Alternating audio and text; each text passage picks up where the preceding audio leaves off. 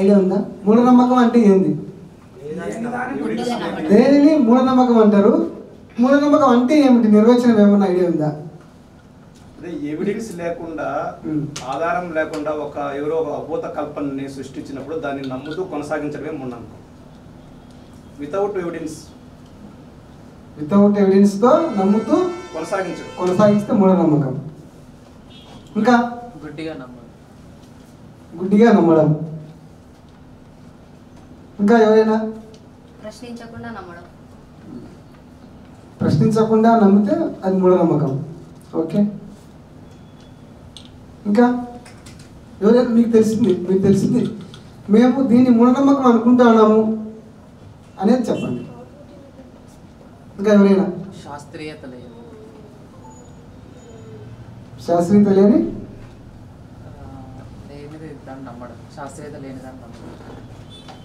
మళ్ళీ శాస్త్రీయత అంటే ఏందో చెప్పాలి.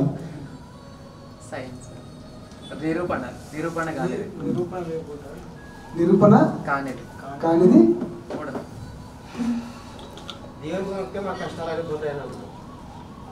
దేవుని నమ్మితే మా కష్టాలు పోతాయనేది మూఢనమ్మకం.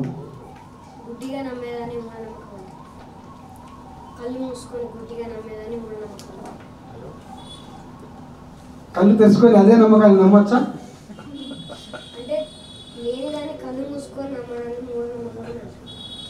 లేని విషయాన్ని. ఓకే, ఇంకా ఎవరైనా? మూఢనమ్మకం అంటే ఎవరో ఏదో చెప్తే గుడ్డిగా నమ్మేదాన్ని మూఢనమ్మకం. లేనిది దేవుడు లేడు. ఒక విషయం మీ దగ్గరకు వచ్చింది, ఏమొచ్చింది? పిల్లి ఎదురైతే లేదా ఒక వీడియో ఎదురైతే నీకు నష్టం జరుగుతుంది అనేది ఒక ప్రతిపాదన. అదే మూఢనమ్మకం. అవునా కదా?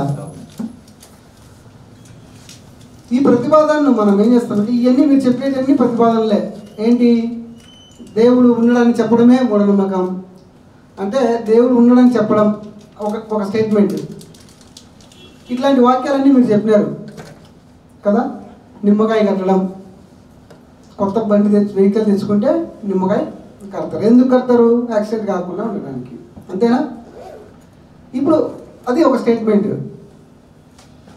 ఈ స్టేట్మెంట్ మనకు చెప్పినారు, మన పెద్దవాళ్ళ నుంచి వచ్చినాయి, మన పూర్వీకుల నుంచి వచ్చినాయి. వాళ్ళకి ఎట్లా వచ్చినాయంటే మన పూర్వీకులు వాళ్ళ నుంచి వచ్చినాయి. అయితే ఇవన్నీ ఒక బండికి నిమ్మకాయ కట్టడం వల్ల యాక్సిడెంట్ కాదు అనే దాంతో కడతా ఉన్నాడు అనుకుందాం.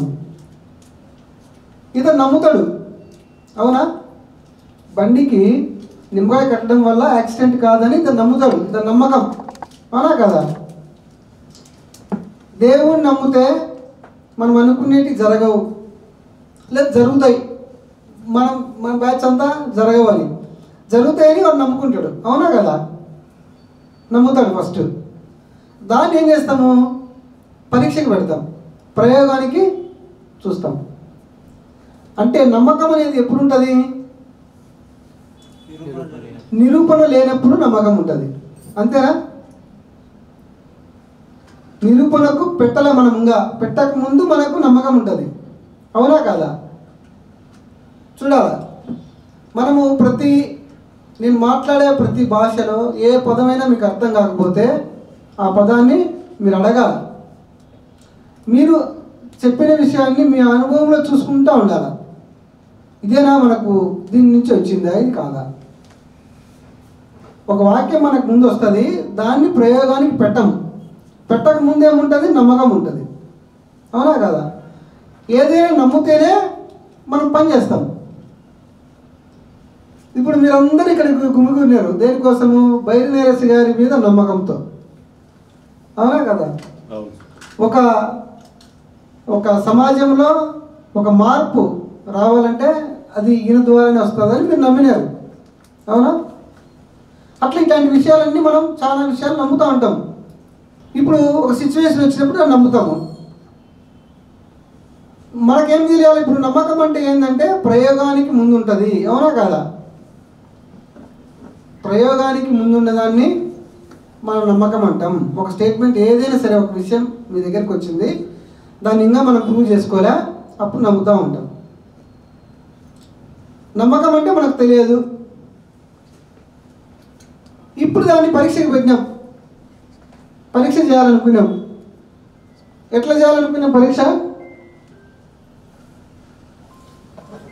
ఏ విధంగా పరీక్ష చేయాలనుకున్నాము?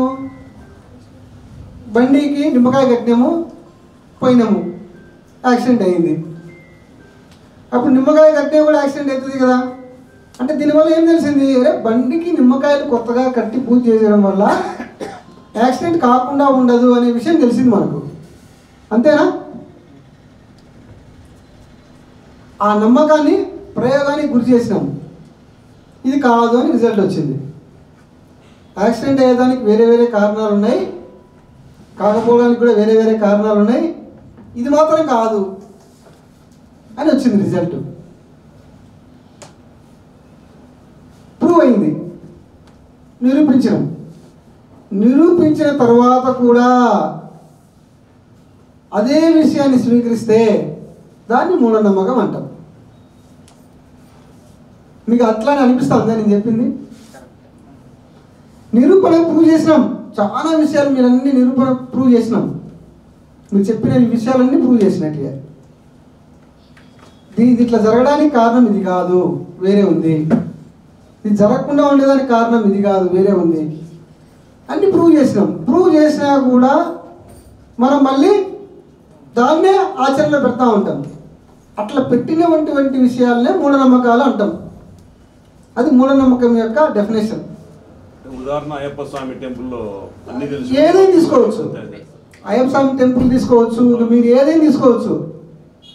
ఇదే విధంగా జరుగుతుంది. ఫస్ట్ ఏమనుకుంటాడు? మనిషి నమ్ముతాడు, అక్కడ జ్యోతి అనేది జరుగుతూ ఉంది అని నమ్మినాడు మనిషి. ప్రయోగానికి గురి చేసినాడు, చూసినాడు, అక్కడ అది కాదు జరిగేదని ప్రూవ్ చేసినాడు. చేసినా కూడా మళ్ళీ అదే జరుగుతుందని తీసుకుంటే దాన్ని మూఢనమ్మకం అంటాం. కరెక్ట్ అనిపిస్తుంది నేను చెప్పేది? 100% కరెక్ట్ సార్. ఏదైనా ఒక విషయం ఫస్ట్ నమ్మకంతోనే బయలుదేరుతాము. బయలుదేరి ప్రయోగానికి గురి చేస్తాము. ప్రయోగం తర్వాత రిజల్ట్ వస్తుంది. రిజల్ట్ ఏది వస్తే అది స్వీకరించకుండా వచ్చిన దానికి వ్యతిరేకంగా స్వీకరిస్తాము. అటువంటి దాన్ని మూఢనమ్మకం అంటాం. ఓకే, ఎందుకంటే మీరు ముఖ్యంగా మూఢనమ్మకాల మీద వర్క్ చేస్తూ ఉంటారు కాబట్టి మనం అందరం కూడా ఆ నమ్మకం అంటే ఏంది, మూఢనమ్మకం అంటే ఏంది తెలుసుకోవాలి. ఓకే, మిగతా వాళ్ళు అందరూ వచ్చినప్పుడు మనం క్లాస్ స్టార్ట్ చేసుకుందాము. ఇక్కడైనా పదం అర్థం కాకపోయినా నన్ను అడగండి. ఓకే, సమస్యలు మెయిన్, మనం సమస్యల మీదనే పోరాడుతున్నాం ఇప్పుడు. ఏం సార్, సమస్యల మీదనే కదా, వాళ్ళకి సమస్యలు ఉన్నాయి. ఆ సమస్యలు మూఢనమ్మకాల వల్ల ఎక్కువగా ఉన్నాయి. వాటిని పోగొట్టుకుంటే వాళ్ళు ఆర్థికంగా లాభపడతారు. ఆరోగ్యపరంగా ఆరోగ్యానికి సంబంధించినటువంటి మూఢనమ్మకాలు అనేకం ఉన్నాయి ప్రజల్లో. ఇవన్నీ మనం వాళ్ళకి తెలిపితే వాళ్ళు బాగు కోసమే మనం పనిచేస్తున్నాం. మరి సమస్యలు చూస్తే ముఖ్యంగా 3 రకాలు. ఏంటి సమస్యలు అంటే, సహజ సిద్ధమైన సమస్యలు, అంటే అవే ఉన్నటువంటి సమస్యలు. ఏంటండి అవి? ఆకలి, నిద్ర, దప్పిక, భావోద్రేకాలు అంటే కోపము, నిరాశ, దుఃఖం, బాధ, ఇవన్నీ ఉంటాయి. ఇవన్నీ సమస్యలు. అవన్నీ వస్తూ ఉంటాయి, మనం తీర్చుకుంటూ ఉండాలి. ఇంక వేరే మార్గం ఏం లేదు. ఆకలి అయింది, మధ్యాహ్నం 1 అవుతానే మనం పోయి తింటాం, అయిపోయాయి. మళ్ళీ ఆకలి తీరుతుంది, మళ్ళీ ఆకలి అవుతుంది, మళ్ళీ తర్వాత మళ్ళీ ఆకలి తీర్చుకుంటాం. వీటిని ఏమంటామంటే సహజ సిద్ధమైనటువంటి సమస్యలు అంటాం. నెక్స్ట్ రెండవ సమస్య, ప్రకృతి సిద్ధమైనటువంటి సమస్యలు.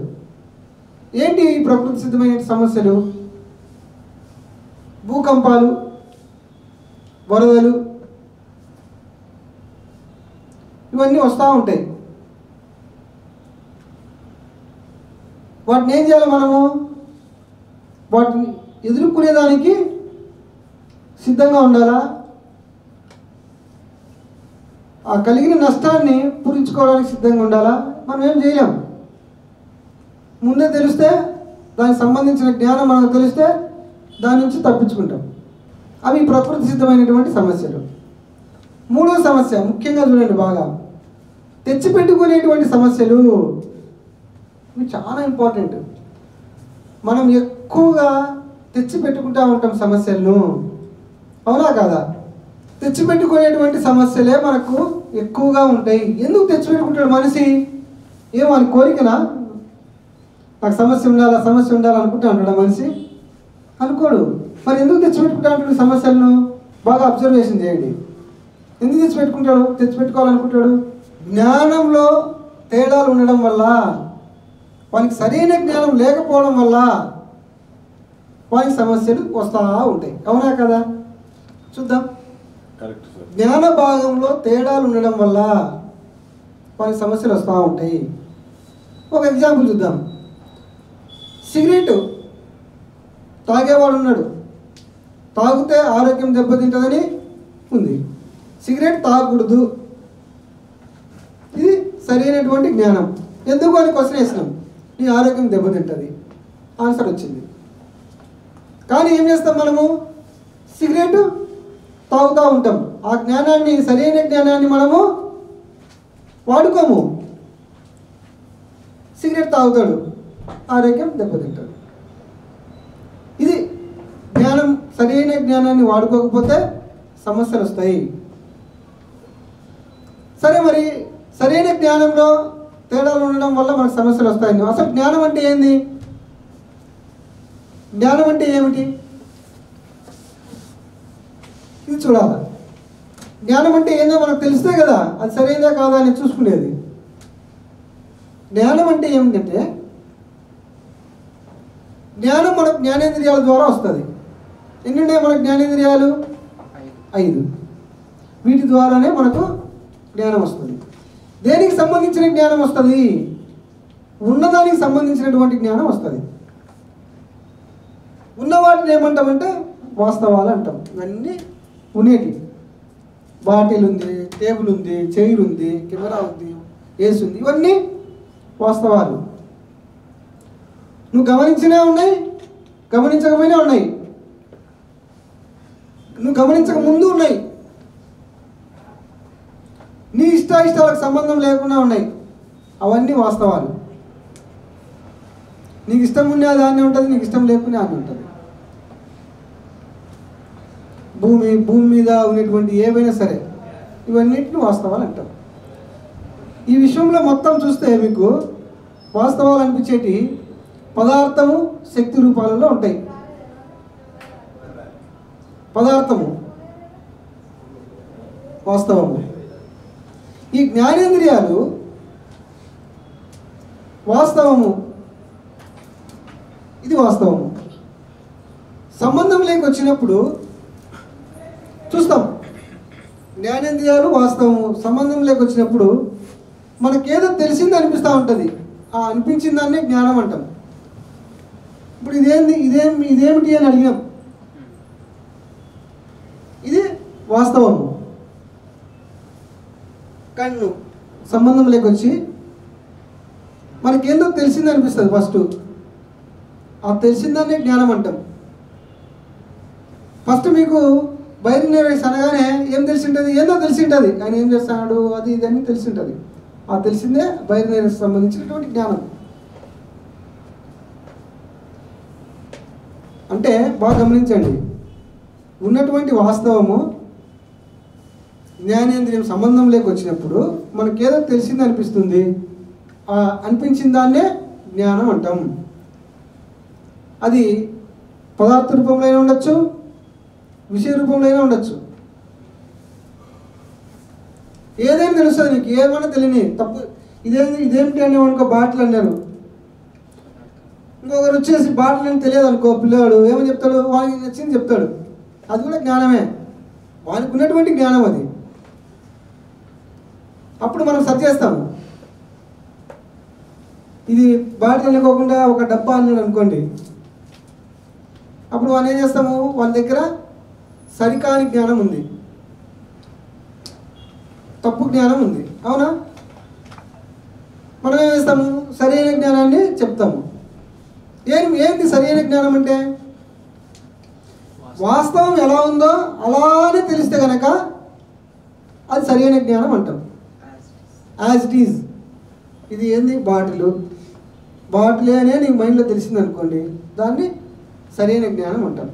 ఇక్కడ బాటిల్ ఉంటే డబ్బా అని చెప్పినారు అనుకోండి, అది సరికాని జ్ఞానం, తప్పు జ్ఞానం. మిడిమిడి జ్ఞానం.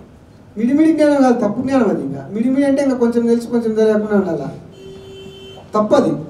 అది తప్పని కూడా నీకు తెలియకుండా ఉండాలి, అది మిడిమిడి జ్ఞానం అంటే. ఈ తప్పని మీకు తెలిసిపోయింది, ఈ మిడిమిడిది ఏముంది అక్కడ? తప్పు జ్ఞానం. జ్ఞానము ఎప్పుడైనా సరే ఈ విధంగా ఉంటుంది. సరైన జ్ఞానము, తప్పు జ్ఞానం, రెండు రకాలుగా ఉంటుంది. జ్ఞానం అనేది మన మెదడులో ఉంటుంది. ఆ విషయాలకు సంబంధించినటువంటి జ్ఞానము మన మెదడులో ఉంటుంది. ఇక్కడ ఉండేటివన్నీ వాస్తవాలు. ఈ వాస్తవానికి సంబంధించిన జ్ఞానమే మనకు రావాలి. యాజ్ ఇట్ ఈజ్గా అది ఎట్లుందో అప్పుడే తెలుస్తామని అనుకోండి, మనం తప్పులు చేయముగా. దీంట్లో నీళ్ళు ఉన్నాయి అనుకున్నాం, కృష్ణాలు వేసి పెట్టినా, వానికి ఉండేది ఒకటి, మనకు అనిపించింది ఒకటి, తాగుతాడు. ఉండేది కృష్ణాయలు, నీళ్ళు అనిపించింది తాగినాడు. నష్టం జరుగుతుంది, జరగదా? జ్ఞానం లోపం ఉండడం వల్ల సమస్య వచ్చింది కదా మనకి. ఉన్నది ఉన్నట్టు తెలిస్తే నీకు సమస్య రాదు. ఉన్నది ఉన్నట్టు ఎందుకు తెలుసుకోవాలా మనము? ఏం జ్ఞానం ఉన్నది ఉన్నట్టు ఎందుకు తెలుసుకోవాలా? ఏం ఉంటుంది, జ్ఞానం వచ్చిన కాడికి వస్తూ ఉంటుంది, పోతూ ఉంటాం. మనిషి జీవిత ఆకాంక్షలు ఉన్నాయి. బతకాలనుకుంటాడు, ఫస్ట్ బాగా బతకాలనుకుంటాడు, రెండో స్టెప్. మూడో స్టెప్ ఎదగాలనుకుంటాడు. నాలుగోది నాకు గుర్తింపు రావాలా అనుకుంటాడు. ఐదో స్టెప్ ఈ గుర్తింపు వచ్చేది నాకు తెలుస్తూ ఉండాలా. ఒకరు వచ్చి ఎవరో ఒకరు నీ గురించి ఇట్లా అనుకుంటానని చెప్తా ఉండాలా. అది మానవుని యొక్క జీవిత ఆకాంక్షలు. ఇవన్నీ నెరవేరాలంటే మనం ఏం చేయాలా? ఎప్పుడు సత్యాన్ని తెలుసుకుంటూ ఉండాలి. సత్యం అంటే సరైన జ్ఞానం అని. ఈ సత్యానికి పేర్లు ఉన్నాయి. మీరు సత్యం అంటే ఏం తప్ప అనుకోవద్దు, సరైన జ్ఞానమే సత్యం అంటే. ఒప్పు జ్ఞానము, ట్రూత్, ప్రమ అంటాం. తాత్విక పరిభాషలో సత్యాన్ని ప్రమ అంటాం. ఇటువంటి పేర్లు ఉన్నాయి. ఏది నేను ఎప్పుడెప్పుడు వాడతా అనే కూడా ఒకటే అనుకుంటా ఉండండి మీరు.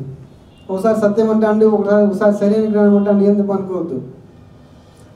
ఏంది ఇప్పుడు సత్యం అంటే? సరైన జ్ఞానం అంటే ఇది నేను బాటిల్ అన్నా, బాటిల్ నిండి బాటిల్ అన్నా, మిమ్మల్ని అడిగినా ఏంది ఇది అని అడిగినా ఏమంటారు? వాటర్ బాటిల్ అంటారు. ఎవరిని అడిగినా కూడా వాటర్ బాటిల్ అంటారు. అవునా కదా? ఏమన్నా వేరేది ఏమన్నా ఉందా దీనికి? ఎవరిని అడిగినా ఒకటే ఆన్సర్ వచ్చింది. రేపు మీరుంటారు ఇక్కడ, రేపు అడిగినా ఇదేందని ఏమంటారు? మళ్ళీ వాటర్ బాటిల్ అంటారు. ఎవరైనా ఎప్పుడైనా ఎక్కడైనా నేను మా కడపకు తీసుకుపోయి వేరే వాళ్ళు అడుగుతా, ఇదేందని అడుగుతా, ఏమంటారు వాళ్ళు? వాటర్ బాటిల్ అనాల్సిందే. అనుకోకుండా వాడు వేరే పేరు చెప్పాడు అనుకోండి, ఏమంటారు అండి? ఒక రకంగా చూస్తాం వాడిని కదా, చూస్తామా లేదా? కాబట్టి వాళ్ళని వాటర్ బాటిల్ అనాల్సిందే. ఎప్పుడైనా ఎక్కడైనా ఎవరికైనా ఒకేలాగా ఉంటే దాన్ని సత్యం అంటాం. సత్యం అంటే అది ఇంకా సత్యం అంటే ఇంకా మారదు. ఒకసారి మనం సత్యం అన్నామంటే ఇంకా మారదు. అది మారిందనుకో మనం వాడుకోలేము మళ్ళా. ఇది వాటర్ బాటిల్ పోయి కృష్ణాయిల్ బాటిల్ అయింది అనుకోండి, వాడుకోలేము, మళ్ళీ నష్టం వచ్చి పడుతుంది, మనకు సమస్య వచ్చి పడుతుంది. సత్యం అంటే అది. సత్యం అంటే దీన్ని ఏమంటారంటే సత్యము సార్వత్రికము అంటాం. సత్యము సార్వత్రికము. సార్వత్రికము, త్రికం అంటే మూడు. మూడు ఏంటంటే ఎప్పుడైనా ఎక్కడైనా ఎవరికైనా ఒకే ఫలితం వస్తే అటువంటి విషయాలు సత్యాలు అంటాం. అది జ్ఞానము. ఎప్పుడైనా ఎవరికైనా ఎక్కడైనా సార్వత్రికం. సత్యము సార్వత్రికము. ఒక సత్యం చెప్పండి మీరు. ఈ మూడు లక్షణాలు కలిగినటువంటి ఒకటి సత్యం చెప్పండి. ఎప్పుడైనా ఎవరికైనా ఎక్కడైనా ఒకే రకంగా ఉండాలా? గాలిని చూడలేము. గాలిని చూడలేము. చూడలేము. గాలిని మరి చూడలేకపోతే లేదంటామా? గాలిని చూడలేము కనపడలేదు కాబట్టి లేదంటామా? మరి ఎట్లా తెలిసింది మనకు? జ్ఞానాన్ని ఇచ్చేటువంటి ఇంద్రియాలు 5 అని చెప్పుకున్నాం మనం. అది కూడా మన సబ్జెక్ట్లో భాగంగానే వస్తుంది. జ్ఞానాన్ని ఇచ్చేటువంటి ఇంద్రియాలు 5: కళ్ళు, ముక్కు, చెప్పండి, చెవి, నాలుక, చర్మం. 5ంటిని జ్ఞానేంద్రియాలు అంటాం.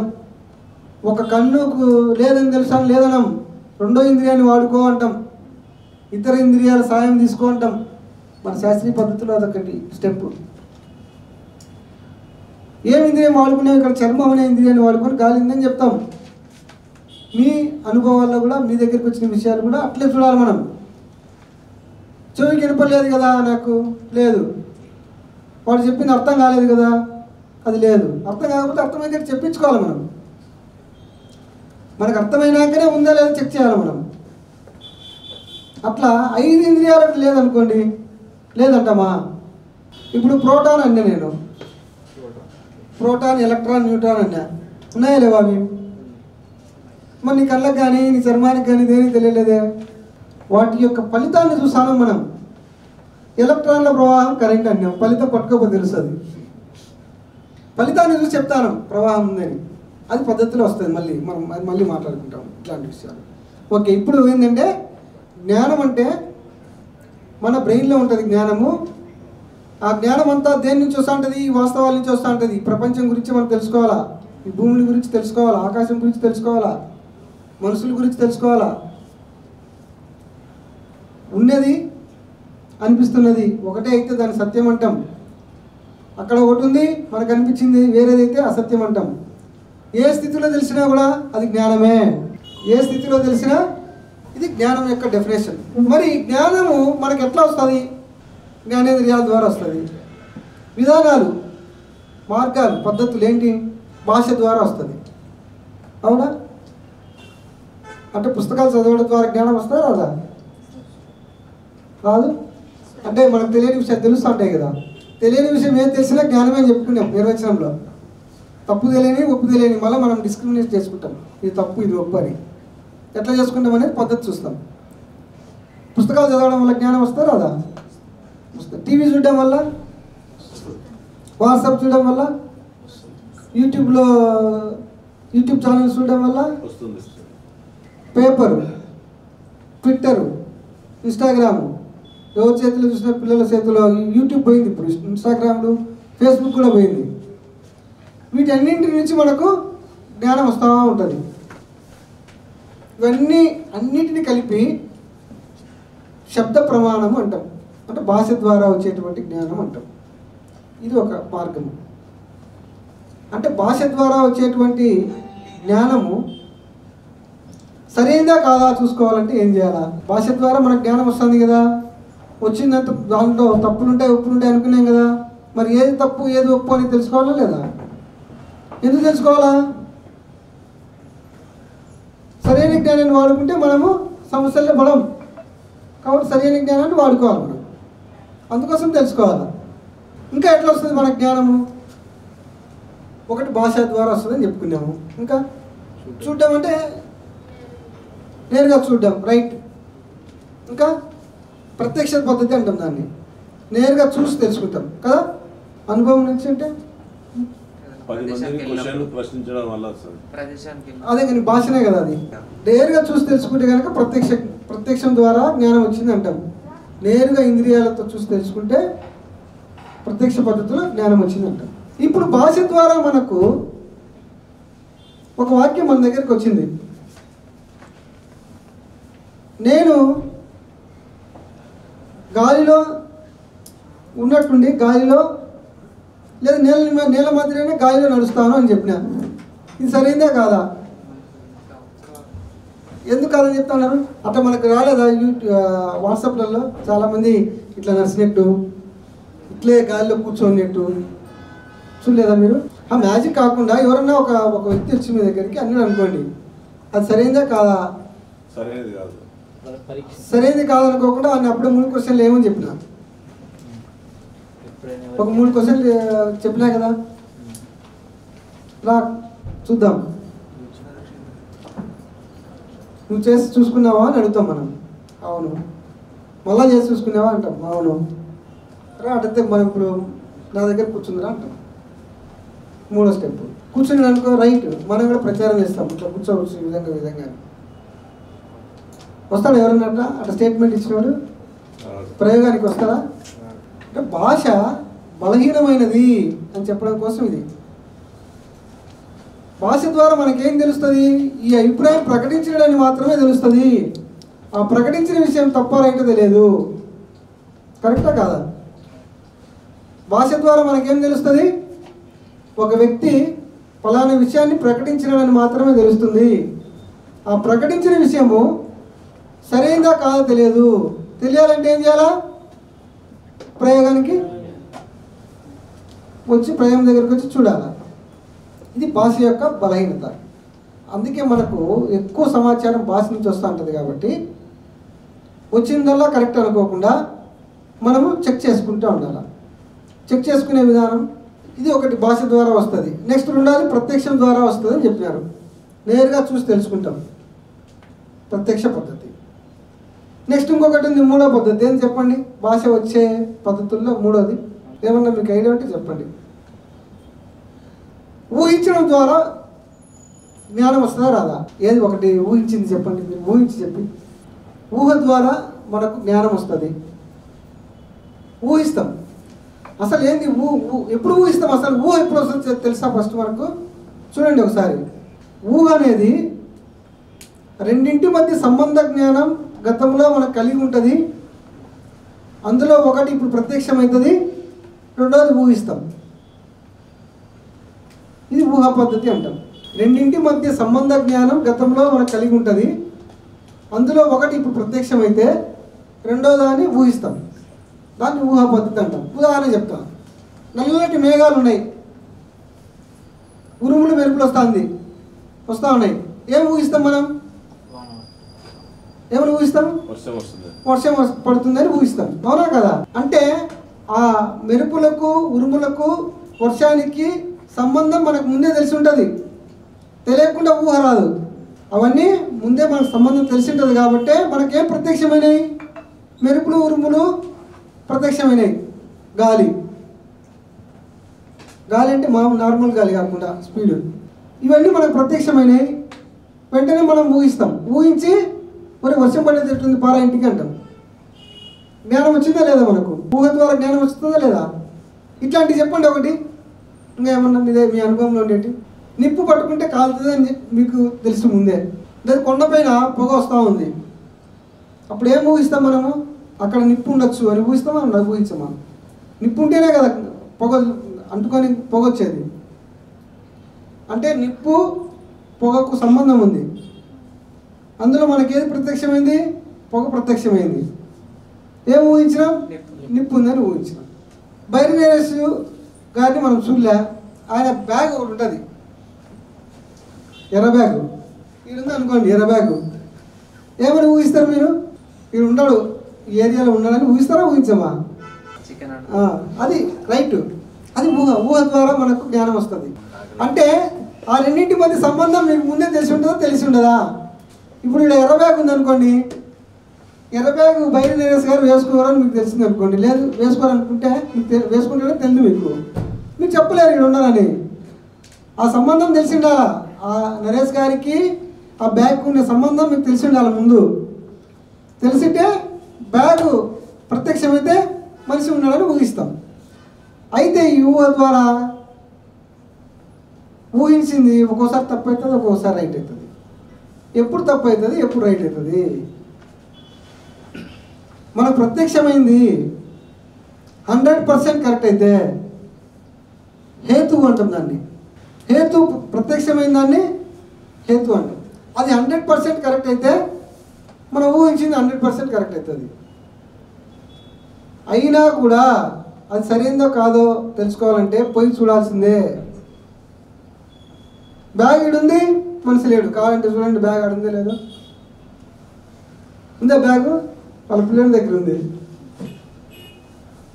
అది ఇలా పెట్టామనుకో మనిషి ఉన్నాడా లేదా? అంటే ఊహా జ్ఞానంలో కూడా సరైనదో కాదో తెలుసుకోవాలంటే ప్రత్యక్షం లేకపోవాల్సిందే, ప్రత్యక్షంగా పోయి చూసుకోవాల్సిందే. ఇది 3 పద్ధతుల ద్వారానే మనకు జ్ఞానం వస్తుంది. ఏంటండి ఒకసారి చూడండి. ఫస్ట్ భాషా పద్ధతి, రెండోది ఊహా పద్ధతి. ఈ రెండింటిని పరోక్ష పద్ధతులు అంటాం. ఎందుకు? ఊహిస్తానం, సగం తెలుసు సగం తెలియదు, ఊహిస్తానం. భాషా పద్ధతి ఏం తెలియదు, భాష మాత్రం మన దగ్గరికి వచ్చింది, సరైనదో కాదో ప్రత్యక్షం దగ్గరికి రావాలా. భాష ద్వారా జ్ఞానం వచ్చినా ఊహ ద్వారా జ్ఞానం వచ్చినా సరైనదో కాదో తెలుసుకోవాలంటే ప్రత్యక్షం దగ్గరికి రావాలా, అవునా కదా? భాష ద్వారా వచ్చింది అనుకోండి మన దగ్గరికి, ప్రయోగానికి రా అంటాం, ప్రత్యక్షం దగ్గర చూసుకుందాం రా అంటాం. ఊహించిన అనుకో అప్పుడు కూడా మళ్ళీ పోయి చూసుకోవాల్సిందే, ఉన్నాడా లేదా ఫైనల్ రిజల్ట్ రావాలంటే. ఇప్పుడు ఒక పిల్లవాడికి నీట్లో సీట్ వస్తుందా అని ఊహిస్తారు అనుకోండి, అది జరుగుతుందా జరగచ్చు జరగకపోవచ్చు. ఎప్పుడు తెలుస్తుంది అన్నం? రిజల్ట్ ఇచ్చినాకనే కదా, కౌన్సిలింగ్ అయిపోయినాక, అది వచ్చినాకనే. ఆ టైం వరకు ఆగాలన్నాం, అంతవరకు మనకు తెలియదు. ఊహ దేని ద్వారా చేసినామంటే అంతకుముందు గతంలో ఈ మార్కులకు వచ్చింది కాబట్టి అది ఆధారం. ఇప్పుడు ఆ మార్కులు రావచ్చు రాకపోవచ్చు. మరి వచ్చిందని ఎప్పుడు తెలుసుకుంటాం? ఆ టైం వరకు ఆగినాకనే తెలుసుకుంటాం. రాలేదని కూడా ఆ టైం వరకు ఆగినాకనే తెలుస్తుంది. కాబట్టి ఊహ ద్వారా మనకు జ్ఞానం వస్తుంది, భాష ద్వారా జ్ఞానం వస్తుంది. ఇవి రెండు సరైన చూసుకోవాలంటే ప్రత్యక్షం లేకొచ్చి చూసుకోవాల్సిందే, అంటే ప్రత్యక్షం ద్వారా తెలుస్తుంది.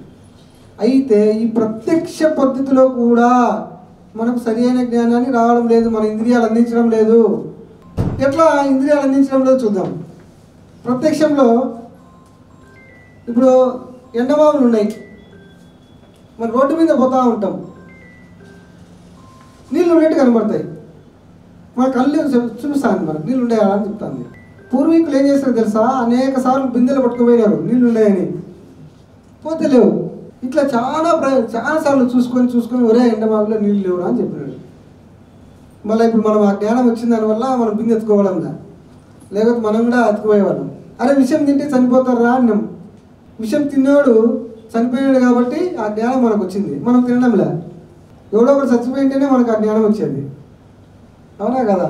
చూడు మనకు ఎంత జ్ఞానాన్ని వాడు ఇచ్చినాడు, వాడు ప్రాణాన్ని కూడా తెగించుకొని మన జ్ఞానం ఇచ్చినాడు. మన ప్రత్యక్షంలో కూడా మనకు భ్రమలు ఉన్నాయి, ఉన్నాయా లేవా? ఇప్పుడు మీరు చూస్తుంటారు, ఒక గాజు బీకర్లో నీళ్లు పెట్టి దాంట్లో స్కేల్ పెట్టామనుకోండి, స్కేల్ వంగినట్టు కనబడుతుంది, కళ్ళతో చూసాను స్కేల్ వంగినట్టు కనబడతా. మరి కరెక్ట్ జ్ఞానాన్ని ఇవ్వలేదే మనకు మన ఇంద్రియాలు. ప్రత్యక్షంలో కూడా మన ఇంద్రియాలు తప్పు జ్ఞానాన్ని ఇస్తాయి. కాబట్టి మనకు సరి అయిందే తెలుసుకోవాలంటే శాస్త్రీయ పద్ధతిని వాడాలా. ఈ శాస్త్రీయ పద్ధతిని, సరైన పద్ధతిని వాడి ఇది సరైనదా కాదని తెలుసుకుంటాం. ఏం చేసినాడు? శాస్త్రీయ పద్ధతిని ఎక్కడ వాడినాడు అక్కడ చూడండి, చూద్దాం. పోయి చూసినాడు, నీళ్ళు లేవు. మళ్ళీ పోయి చూసినాడు, నీళ్ళు లేవు. అంటే పదే చూసినాడు, పదే చూసి నీళ్ళు లేవు కాబట్టి నీళ్ళు లేవు అని చెప్పినాడు. పదే చూడడం ద్వారా ఆ సమస్యకి పరిష్కారం కనుగొని. ఇక్కడ ఇది చూస్తాం, పదే చూసినా నీకు అట్టే కనబడుతుంది, స్కేల్ వంగినట్టే. మరి ఏం చేయాలి? దీన్ని సెట్టింగ్ మార్చి చూస్తాం, తీసి చూస్తాం, స్కేల్ వంగిందా వంగలే, అట్లా క్లియర్ చేసుకుంటాం. రెండో స్టెప్, శాస్త్రీయ పద్ధతిలో రెండో స్టెప్, పదే చూడడం ఒకటి. ఒక్కొక్క విషయానికి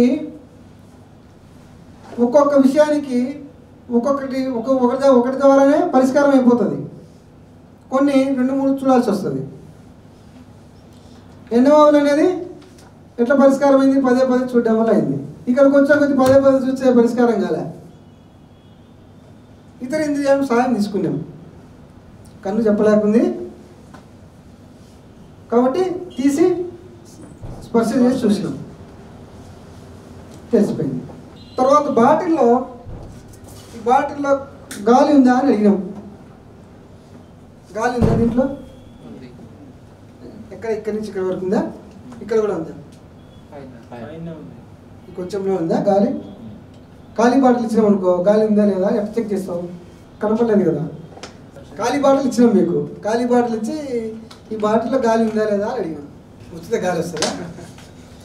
ఇప్పుడు దాన్ని ఏం చేస్తాం మనం? దాన్ని పరీక్షకు పెట్టాలంటే సెట్టింగ్ మారుస్తాం. వాటర్ తీసుకొని వచ్చి ఒక బకెట్లో ఇది తీసుకొని ఇట్లా ముంచుతాం. అప్పుడు బుడగలు వస్తాయి, గాలి బుడగలు. ఆ గాలి బయటకు వస్తూ నీళ్ళు లోపలికి పోతాయి కదా. అంతే కదా సైన్స్ ప్రయోగం. సెట్టింగ్ మార్చి చూసి కనుక్కుంటాం ఇది సరైనదే కాదా అని. నెక్స్ట్ ఒక చక్కెర బాగా మిక్సీలో కొట్టాం, ఇక్కడ తెచ్చి పెట్టాం. ఉప్పు మిక్సీలో పెట్టాం, మిక్సీలో అది కూడా గ్రైండ్ చేసినాం, ఇక్కడ తెచ్చి పెట్టాం. ఇది ఉప్పా చక్కెర, దీని రెండిట్లో ఏది కనుక్కోండి అని చెప్తాం. ఈ సమస్య మన కాడికి వచ్చింది. ఎట్లా కనుక్కుంటాం? చూసి చెప్పలేమా? చూసి చెప్పలేము. తర్వాత చర్మాన్ని వాడుకొని ఏమైనా చెప్పగలుగుతామా? చెప్పచ్చా మేడం? స్మెల్ బట్టి చెప్పచ్చా? చక్కెరకు స్మెల్ ఉంటుంది. చక్కెర ఉప్పు వేసినామంటే స్మెల్ ద్వారా చెప్పచ్చా? చూద్దాం. పంచదార వేసిన డబ్బా ఓపెన్ చేసినప్పుడు ఒక స్మెల్ వస్తుంది. డబ్బా కాదు మేడం, నేనేం చేసిన అక్కడైనా కానీ చెప్పగలం కదా సార్. ఇక్కడికి నేను తెచ్చాను, తెచ్చి ఇక్కడ పెట్టినా, ఒక పేపర్లో కట్టుకొని ఇచ్చి, ఇలా ఒక పేపర్లో తీసుకొని వచ్చి పెట్టినా. ఈ రెండిట్లో ఒక చోట ఉప్పు ఉంది, ఒక చోట చక్కెర ఉంది, చెప్పు అని నేను చూసి చెప్తామా చెప్పలేమా?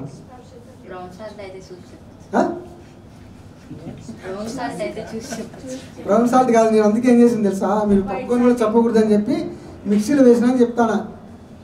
ఎందుకు? పరిమాణం తేడా రాకూడదు. పిండి పిండిగా ఉంటే చెప్పలేము. అదే చెప్పాలి, అందుకోసమే నేను మిక్సీలో వేసినా అని చెప్పినా కదా రెండింటిని. కొంచెం వేడి చేస్తే చీమలు దేని పడతా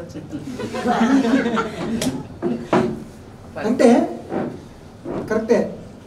కొద్దిసేపు ఏడంటే మనం సమస్య నాకు వచ్చింది, ఇప్పుడు పరిష్కరించాలి. చూద్దాం, అర్థం చెప్తాను. నీకు అమ్మ ఉంటే ప్రశ్న అడుగుతానే, పరీక్ష పెడితే నీకేం చేస్తావు? ఇచ్చిన టైంలో నువ్వు పరీక్ష రాయాలి. ఒక నిమిషం దాని టైము, ఒక పిట్టికి ఒక నిమిషమే కదా. ఈ రెండింటిలో చక్కెర ఏది ఉప్పు ఏది అని అడిగినా నేను.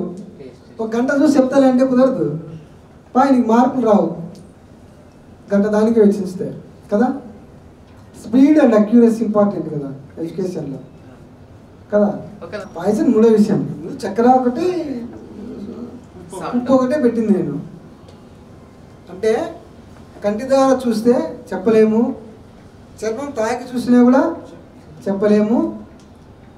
మూడో ఇంద్రియాన్ని వాడుకుంటాను, నాలుక అనేటువంటి ఇంద్రియాన్ని తీసుకొని చూసి చెప్తాం. అంటే ఇతర ఇంద్రియాల సాయం తీసుకో. ఒక ఇంద్రియంతో చూసి వెంటనే నిర్ణయానికి రావద్దు అని చెప్పడం కోసం ఇది. ఒక ఇంద్రియం ద్వారానే నువ్వు నిర్ణయానికి రావద్దు. మనకు జ్ఞానాన్ని ఇచ్చేటువంటి ఇంద్రియాలు 5 ఉన్నాయి. ఒక ఇంద్రియానికి తెలియకపోతే ఇంకొక ఇంద్రియానికి తెలుస్తుంది, వాడుకో. ఇతర ఇంద్రియ సాయం తీసుకో.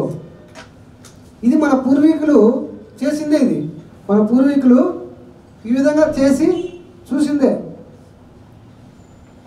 ఇంకా ఏం చేయొచ్చు అది తెలిసిపోతుంది. ఈ సమస్య మన కాడికి వస్తే క్లియర్ చేస్తాం. అంటే ఇతర ఫస్ట్ ఏం చేసినాం, పదే పదే చూడు. రెండోది సెట్టింగ్ మార్చి చూడు. మూడోది ఇతర ఇంద్రియ సాయం తీసుకో. నెక్స్ట్ 4వది ఇంద్రియ సామర్థ్యం పెంచి చూడు. ఇప్పుడు ఒక ఎగ్జాంపుల్ చెప్తా. ఇక్కడ నుంచి చూసిన కొండను ఏమనిపిస్తుంటుంది మనకు? నున్నగా ఉంది అనిపిస్తుంటుంది. అనిపిస్తుందా అనిపించదా? మరి కొండ నున్నగా ఉంది అని చెప్తామా? నాకు ఇది చూస్తే కొండ నున్నగా ఉంది అని చెప్తాము. కొండలు నున్నగా ఉంటాయి అని చెప్తామా? మరి ఆ జ్ఞానాన్ని ఇస్తామా? మనం ప్రచారం చేస్తామా? చేయాలి కదా. నాకేం అట్లా అనిపించింది కదా. నా ఇంద్రియాలకు నా కళ్ళు చూసి అట్లే చెప్తా ఉన్నాయి. మరి చెప్పిందల్లా నువ్వు అట్లే ప్రచారం చేయొద్దు. ఏం చేయాలా? పరీక్షించుకోవాలా. అది పోయి చూడాలా, ఈ నుంచైనా చూడొచ్చు. ఇప్పుడు ఈ నుంచి చూసేటువంటి పరికరాలు వచ్చినాయి. సైన్స్ అభివృద్ధి చెందినాక టెలిస్కోప్ పెట్టి చూసిన మనిషి చూసి కొండ గుండ్రంగా లేదని చెప్పినాడు. నున్నగా లేదని చెప్పాడు. అవునా కదా? ఇంద్రియాల సామర్థ్యాన్ని పెంచడం అంటే అది టెలిస్కోపు. Next microscope. నీ చేతికి క్రిములు ఉన్నాయిరా అన్నాం మనం. తినేటప్పుడు సబ్బుతో క్లీన్ చేసుకొని తినమని చెప్పినాం. ఎందుకు చెప్పినాము? చేతి క్రిములు ఉన్నాయని. ఏమంటే కనపడలేదే నాకు, కనపడకపోతే లేదంటావా? మరి ఏం చేయాలా? మైక్రోస్కోప్ పెట్టి చూపించినాడు మన సైంటిస్ట్, చూపించినాడు. అది చూపించినా లేదా? క్రిములు ఉన్నాయి. అది ఇంద్రియాల సామర్థ్యాన్ని పెంచి చూడడం అంటే అది. నిర్ణయానికి రావాకున్నప్పుడే లేవని సామర్థ్యం నీ కళ్ళ కనపడలే లేవని చెప్పాకు. నీ కళ్ళకు అంత శక్తి లేదు, దానికి అంత సామర్థ్యం లేదు, పెంచి చూడు ఈ పరికరం ద్వారా. ఇంకా ఏం చూడొచ్చు? స్టెథోస్కోప్. గుండె కొట్టుకుంటుందంటే మనకు తెలియదు. నా గుండె నీకు కొట్టుకుంటే వినపడుతుందా? వినపడమన్న చెవికి వినపడినంత మాత్రం లేదంటామా? అనలేము. దానికి ఏం చేసినాడు మనిషి? స్టెథోస్కోప్ కనిపెట్టి ఇంద్రియాల సామర్థ్యాన్ని పెంచి చూడడం అంటే ఈ స్టెప్ తీసుకోవాలి. 5వ స్టెప్. ఇంకా 6వ స్టెప్ అతీంద్రియాలు. అతీంద్రియాలు ఉన్నాయా? నువ్వు కనబడకపోతే లేవనకూడదుగా. ముందే మనం డిసైడ్ చేసినాం ప్రయోగానికి వచ్చి చూడాల్సిందే నువ్వు. కనబడకపోతే లేదనకూడదు, వినపడకపోయినా లేదనకూడదు. అతీంద్రియాలు ఏంటి? అతీంద్రియాలు దుష్టశక్తులు అనే మీనింగ్ ఉంది కదా వాడుకలో. మనం అతీంద్రియాలు అంటే దుష్టశక్తులు అనుకుంటున్నాం. అది కాదు. అతీంద్రియం అంటే ఇంద్రియాలు కనపడవై కూడా ఏంటి? అటు ఉన్నాయి ఏమన్నా ఇంద్రియాలు కనపడనేటి? ఇంద్రియాలు కనపడనేటి ఏమిటి అన్న మీకు ఐడియా ఉందా? ఇంద్రియాలు కనపడనేటి ఎలక్ట్రాన్ కనపడుతుందని చెప్పినాం. కనపడుతుందా? ప్రోటాన్ కనపడదు. మరి ఉందని ఎటు చెప్తాను? దాని ఫలితాన్ని చూసి చెప్తాను. అది అతీంద్రియాలు అంటాం వాటిని. ఇట్లాంటి అతీంద్రియాలు ఏమేమి ఉన్నాయి? ఎక్స్రేలు. ఎక్స్రే ఇక్కడ మనకు హార్ట్కి హోల్ పడింది అనుకోండి, తెలియదు మనకు, మన ఇంద్రియాలకు తెలియదు. ఎక్స్రే తీస్తాం. ఎక్స్రే తీసి మళ్ళీ దాన్ని కూడా ఇంద్రియాలతో చూడాల్సిందే. దాని ఫలితాన్ని చూస్తాను. ఫలితాన్ని చూసి చెప్తాను. ఆల్ఫా కిరణాలు, బీటా కిరణాలు, గామా కిరణాలు, ఇవన్నీ అతీంద్రియాలు. మనకున్నటువంటి అది కాదు, ఆ పదం అర్థం అది కాదు.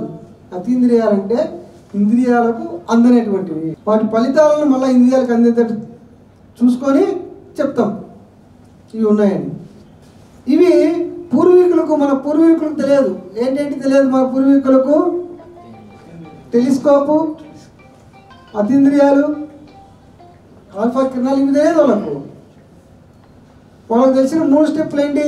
పదే చూడడం మనం చేసినాడు, సెట్టింగ్ మార్క్స్ చూసుకున్నాడు, 3వది ఇతర ఇంద్రియాల సాయం తీసుకున్నాడు. ఇంతవరకు అతనికి తెలుసు సైన్స్ డెవలప్మెంట్ కాకముందు.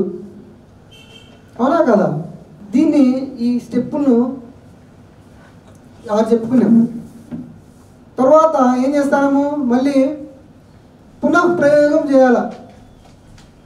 మళ్ళీ ఒకసారి చూసుకుంటాం, తప్పు చేసినానా నేనని, పొరపాట్లు ఏమైనా జరిగినాయా, పునః ప్రయోగం చూసుకుంటాం. మళ్ళీ ఒకసారి సరిపోయింది అనుకో, ఒకే రిజల్ట్ వచ్చింది అనుకో, ప్రయోగం చేసేటప్పుడు మళ్ళీ ప్రయోగం చేసినప్పుడు ఒకే రిజల్ట్ వస్తే రైట్ అంటాం.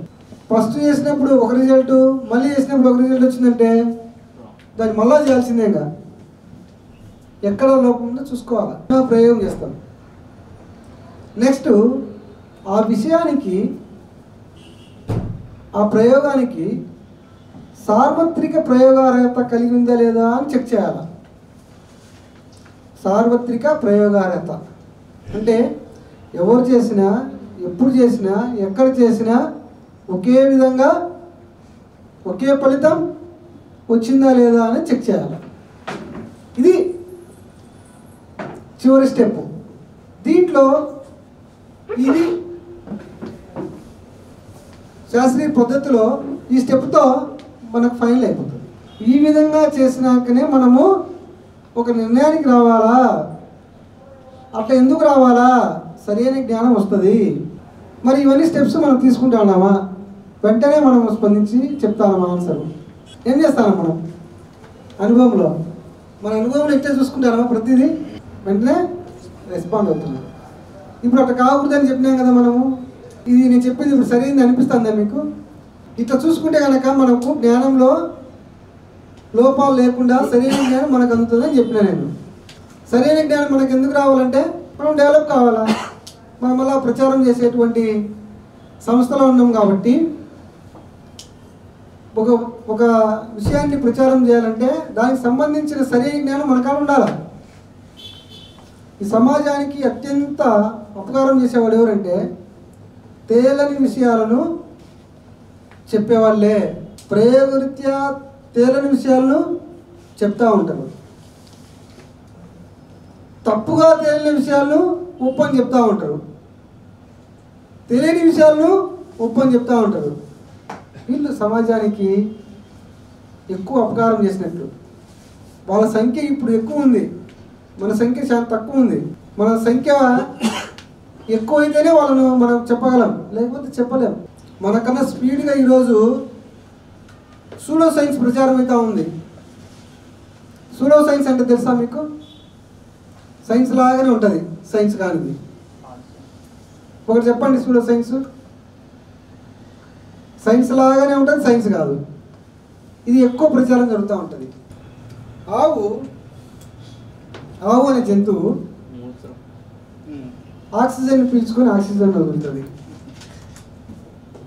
సైన్స్ చూడండి ఎట్లుంది సైన్స్. ఆక్సిజన్ అనే పదం అన్నాడు, పీల్చుకోవడము, వదలడము. ఇది ఉందా లేదా? మరి మనం ప్రచారం చేస్తారా లేదా? కొంతమంది మనం చేయకపోయినచ్చులే. ఆవు తప్పని మనం చెప్తాం, ఎందుకంటే దీనికి సంబంధించినవి అనేక బుక్కులు చదివినాం, అనేక మంది ఉపన్యాసాలు విన్నాం. తెలియని వాళ్ళు చాలా మంది ఉన్నారు కదా. మరి అది ఒక సాంప్రదాయంలో భాగంగా ఉంది కదా ఈరోజు మామిడి తోరణాలు కట్టడం అనేది. ఆచారాలు, సాంప్రదాయాలు, కట్టుబాట్లు.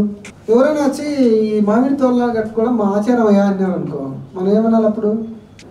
ఓకే, మా ఆచారం అంటే వదిలేయాలి, మనకు సంబంధం లేదు. దానివల్ల నష్టం కూడా లేదు. ఎప్పుడు నష్టము? మరి ఎప్పుడు నష్టం జరుగుతుంది? దీనివల్ల ఆక్సిజన్ వస్తుందా అని నేను అనుకో, ఎట్లా వస్తుందో చెప్పాయా నల్లగా, అంతే కదా. ఒకవేళ ఈ రూమ్లో ఇప్పుడు ఏసీలు లేకుండా మొత్తం ఒక 100 మంది పట్టే ప్లేస్లో 200 మందిని పెట్టేసినాం. మామిడి తోరణాలు కట్టుకుంటాంలే, ఉందాం ఒక గంట అనుకునే అనుకో, ఒక రోజు అంతా ఉందాం అనుకునే అనుకోండి, అప్పుడు నష్టం వస్తుంది మనకు. ఏమి మామిడి తోరణాలు కట్టిన విధంగా ఆక్సిజన్ వస్తుంది అంటాడు. ఒక రోజు అంతా ఉందామని ఉండొచ్చా? ఏమే కానీ బయట నుంచి గాలి రాకుండా తక్కువ ప్రదేశంలో ఎక్కువ మంది ఉంచినాం, మామిడి తోరణం కట్టినాం, ప్రపంచంగా ఆక్సిజన్ వస్తుంది కదా. ఇవన్నీ సూడో సైన్స్. అప్పుడు మనం అతనికి ఎక్స్ప్లెయిన్ చేయమని చెప్పాలి అతన్నే. అంటే సరైన జ్ఞానం తెలుసుకోవడం వల్ల మనకు సమస్యలు రావు. ఓకేనా? ఈ విధంగా చేయడం వల్ల సరైన జ్ఞానం వస్తుందా రాదా? ఇంకా ఎప్పుడు సమస్యలు వస్తాయి? మనం చెప్పినాం, తెచ్చిపెట్టుకునే సమస్యలు మనకు ఎక్కువ ఉన్నాయని చెప్పినాం. దాంట్లో ఒకటి జ్ఞానంలో లోపాలు ఉండడం వల్ల అన్నాం. సరైన జ్ఞానమే మనకు వస్తే సమస్య రాదని చెప్పినాం. ఇంకా ఎప్పుడు వస్తాయి సమస్యలు అంటే ఇష్టాయిష్టాల ప్రాబల్యం వల్ల సమస్యలు వస్తాయి. వస్తాయి రావా? చూడాలా. ఇష్టాయిష్టాల ప్రాబల్యం ఏంది? ఇష్టాయిష్టాల ప్రాబల్యం అంటే నాకు ఒక మనిషి అంటే ఇష్టం వచ్చి కూర్చునేది అనుకోండి, మనం ఏం చెప్పినా కూడా వింటాం. ఇప్పుడు అందరూ ఈ దీంట్లోకి పోయేది మీటింగ్లు, గరికెపాటి మీటింగ్లు, చాగంటి కోటేశ్వర మీటింగ్లకు ఎందుకు పోతారు? వాళ్ళ మీద ముందే ఒక అభిప్రాయం ఏర్పరచుకున్నారు. వాళ్ళు చెప్పేది కరెక్టు, వాళ్ళంటే ఇష్టం ఏర్పరచుకున్నారు. వాళ్ళు ఏం చెప్పినా కరెక్ట్ అయిపోతుంది. అందుకే మనము మనిషి మీద ఇష్టాన్ని పెంచుకునేమనుకో, ఇంకా దాన్ని పరీక్షించలేము మనం. అతను చెప్పిన దాన్ని అక్కడ కూడా మనకు సమస్య వచ్చి పడుతుంది. ఒక మనిషి చాలా బాగా చెప్తాడు, మంచి నాలెడ్జ్ ఇస్తాడు మనకు, అతని మీద అయిష్టం లేదు, మనకు ఇష్టం లేదు. అప్పుడు కూడా మనం సరిగినాం, ఈడేం చెప్తాడు దానివల్ల కూడా మనకు నష్టం. ఇష్టము అయిష్టము అనేటి తీసుకురాకూడదు. ఏం చూడాలా అన్నాం? విషయాన్ని చూడాలా అని చెప్పినాం. ఎవరు చెప్పినా, చిన్న పిల్లవాడు చెప్పినా, పెద్దోడు చెప్పినా, శత్రువు చెప్పినా, మిత్రులు చెప్పినా, డబ్బు ఉన్నవాడు చెప్పినా, డబ్బు లేనివాడు చెప్పినా, మనవాడు చెప్పినా, పరాయి వాడు చెప్పినా, మంచివాడు చెప్పినా, చెడ్డోడు చెప్పినా, ఎవరు చెప్పినారు అనేది కాదు, ఏమి చెప్పినారు, విషయం ఏముంది, అని చూస్తే కనుక దాన్ని శాస్త్రీయ దృక్పథం ఉంది అంటాం. ఆ మనిషికి శాస్త్రీయ దృక్పథము అంటే సరిగ్గా చూస్తాడు అని. విషయం ఇంపార్టెంట్, వ్యక్తి ఇంపార్టెంట్ కాదు అనేది ఫైనల్గా మనం కూడా అట్లా చూడాలా. ముందే ఏర్పరచుకున్న భావాలు ఉన్నాయి అనుకోండి, ఆ విధంగా చూసేదానికి వీల్లేదు. ఇప్పుడు మీరు కూడా అట్లా జరుగుతుందో లేదో మీ అనుభవంలో చూసుకోవాలా. ఎవరైనా సరే అది నేను చెప్పినా కూడా నన్ను కూడా ప్రశ్నించాల్సిందే తప్పు చెప్తే. అవి ఇష్టాలు ముందే ఏర్పరచుకునేటువంటి భావాలు ఉండకూడదు.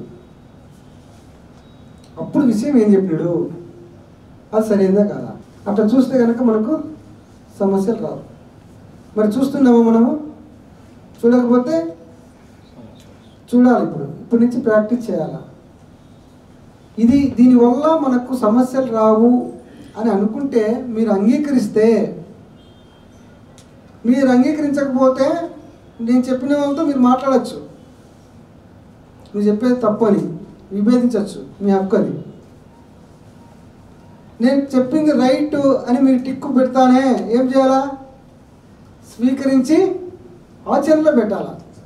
మనము ఆచరణలో పెట్టకపోతే ఎన్ని మీటింగ్లు చెప్పినా ఎన్నిసార్లు వినే ఉపయోగం లేదు.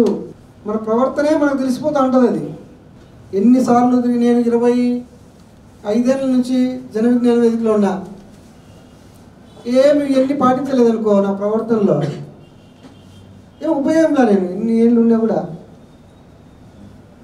కనపడాలా. మనకు వచ్చినటువంటి జ్ఞానాన్ని అప్లై చేసుకోవాలి. మనం అప్లై చేసుకోకుండా మన మైండ్లో పెట్టుకొని ఉంటే ఏం ఉపయోగం? అది మన బ్రెయిన్లో ఊరికి ఉంటే ఏం ఉపయోగం? జ్ఞానం నిద్రావస్థలో ఉండకూడదు, నిద్రపోతూ ఉండకూడదు, చెప్తా ఉండాలి. అందరికీ చెప్పాలంటే మనం ఆచరిస్తూ ఉండాలి. మనం ఆచరించుకోకుండా చెప్పకూడదు. మరి ఇప్పుడు మాట్లాడుతూ ఒక అమ్మాయి అన్నది కదా, స్ట్రైట్ ఫార్వర్డ్ వైర్నెస్ సార్ కాబట్టి నాకు ఇష్టం. ఆచరణలో పెట్టాడు. అప్పుడు ఆ లక్షణం స్ట్రైట్ ఫార్వర్డ్గా మాట్లాడడం అనేది ఆ అమ్మాయి కూడా ఉండిండొచ్చు. అది పోయిన సైడ్ అయింది, ఇష్టం ఏర్పడింది. మరి ఏ చెప్పినా కూడా కరెక్ట్ అంటామా? చెక్ చేసుకుంటా ఉండాలి. ఎవరైనా కానివ్వండి, నేను చెప్పినా ఇప్పుడే అది మాట్లాడుకున్నాం మనం. బ్రహ్మారెడ్డి సార్ చెప్పినా, బైరి నరేష్ గారు చెప్పినా, ఇంకా ఎవరైనా చెప్పిన ప్రైమ్ మినిస్టర్ చెప్పినా కానివ్వండి, యాజ్ ఇట్ ఈస్ ఉందా లేదా చెక్ చేసుకోవాలి. మనం చెక్ చేసుకున్న తర్వాతనే నిర్ణయానికి రావాలా. అది ఇష్టాల ప్రాబల్యం వల్ల మనకు సమస్యలు వస్తాయి. ఒక వ్యక్తి మిమ్మల్ని శ్రీరామ్ చిట్స్, కపిల్ చిట్స్ ఉన్నాయి, దీంట్లో చిట్టు వేసినాను సంతకం చేయమంటాడు. నీకు అతనంటే ఇష్టము, చేసింటావు. వాడు ఏం చేస్తాడు? కట్టాడు, అయిపోయాయి. మనం సమస్య వచ్చి ఇష్టం అక్కడ. మరి ఇయ్యమా మనము ఎవరికైనా కనీసం? ఇప్పుడు సపోజ్ మా అన్ననే వచ్చినాడు, నేను టీచర్ని, సంతకం చేయమన్నాడు, చేస్తామా చేయమా? మా అన్నకి చేయకపోవచ్చు, మా కొడుకు వచ్చి అడిగినాడు, చేస్తామా చేయమా? పరిస్థితి, ఇష్టంతో పని పరిస్థితి, ఇష్టాలు పరిస్థితులు. మూడో స్టెప్ పరిస్థితిని కూడా మనం చూడాలి. చూసే మనం నిర్ణయం చేసుకుంటాం. ఇప్పుడు నేను ట్రైన్లో ప్రయాణం చేస్తూ ఉన్నా, ఒక మనిషి సిగరెట్ తాగుతూ ఉన్నాడు. అతని దగ్గరికి పోయి, బాబు సిగరెట్ తాగకూడదు, పొగ వస్తుంది, నాకు పొగ అంటే పట్టదు, నువ్వు ఆపే అంటే నేను ఆపడం తగ్గిలే తాగుతా అంటాడు.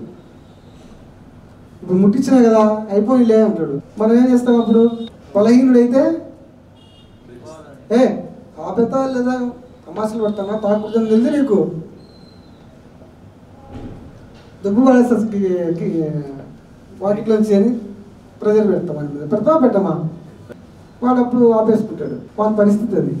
ఒక ఎమ్మెల్యే వచ్చినాడు, ఎమ్మెల్యే కాడ గన్మెన్ ఉన్నాడు, ఎమ్మెల్యే మంత్రి పెట్టుకుందాం,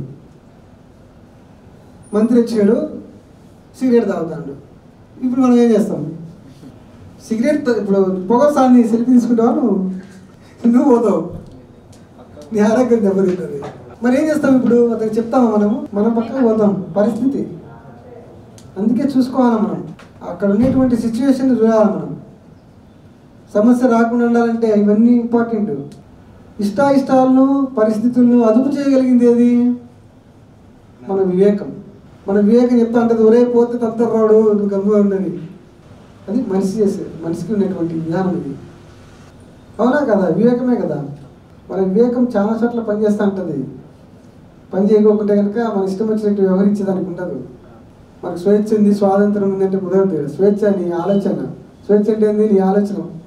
నీ ఆలోచనలు మైండ్లో ఉంటాయి కాబట్టి ఇబ్బందులు ఎవరికి పో, ఏమన్నా ఆలోచించుకోపో. స్వాతంత్రం ఉందని చెప్పి మనకు ఇష్టం వచ్చేటట్టు వ్యవహరించకూడదు. నాకు స్వాతంత్రం వచ్చిందని. అవునా కదా? నీ స్వేచ్ఛ లిమిటే, నీ స్వాతంత్రం లిమిటే. కాబట్టి ముఖ్యంగా మనం ఏం చేయాలా? సమస్యలు రాకుండా ఉండాలంటే వీటన్నిటిని అదుపు చేసుకుంటా ఎప్పుడు ఎక్కడ ఎలా స్పందించాలనో అలా స్పందించుకుంటూ, ముఖ్యంగా మనము సామాజిక జీవితంలో మనం వర్క్ చేస్తూ ఉంటాం. చాలామంది మనం ఒక రకంగా ఉంటే వాళ్ళు ఒక రకంగా ఉంటారు. సమయస్ఫూర్తి అంటాం దాన్ని. వివేకం, విచక్షణతో ఎప్పుడు ఎక్కడ వివరించాలని అక్కడ వివరించుకుంటూ, దీంతోనే భాగంగానే వచ్చింది అనుగాని చోట అదుకులం మన రాదని. అదుకులం అంటే సమస్య వచ్చి పడుతుంది.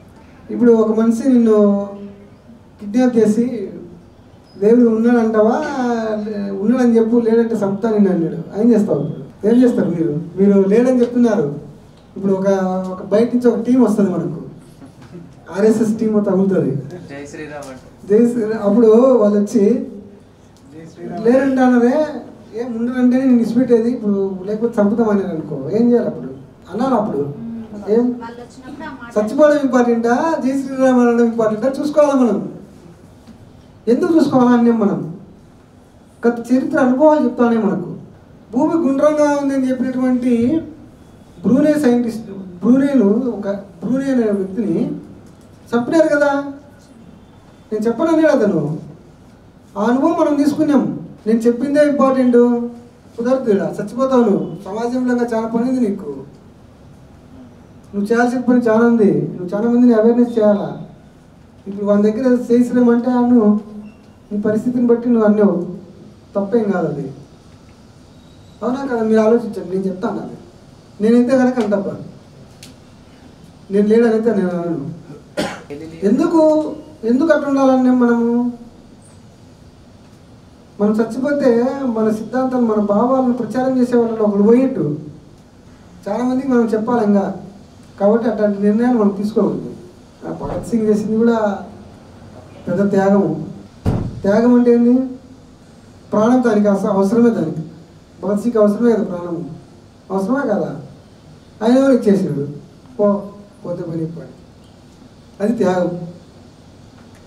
నీకు అవసరమైంది, నీకు అవసరం అనిపించింది, నీకు కావాలది, ఆయన కూడా వేరే వాళ్ళకి ఇస్తే త్యాగం అంటారు.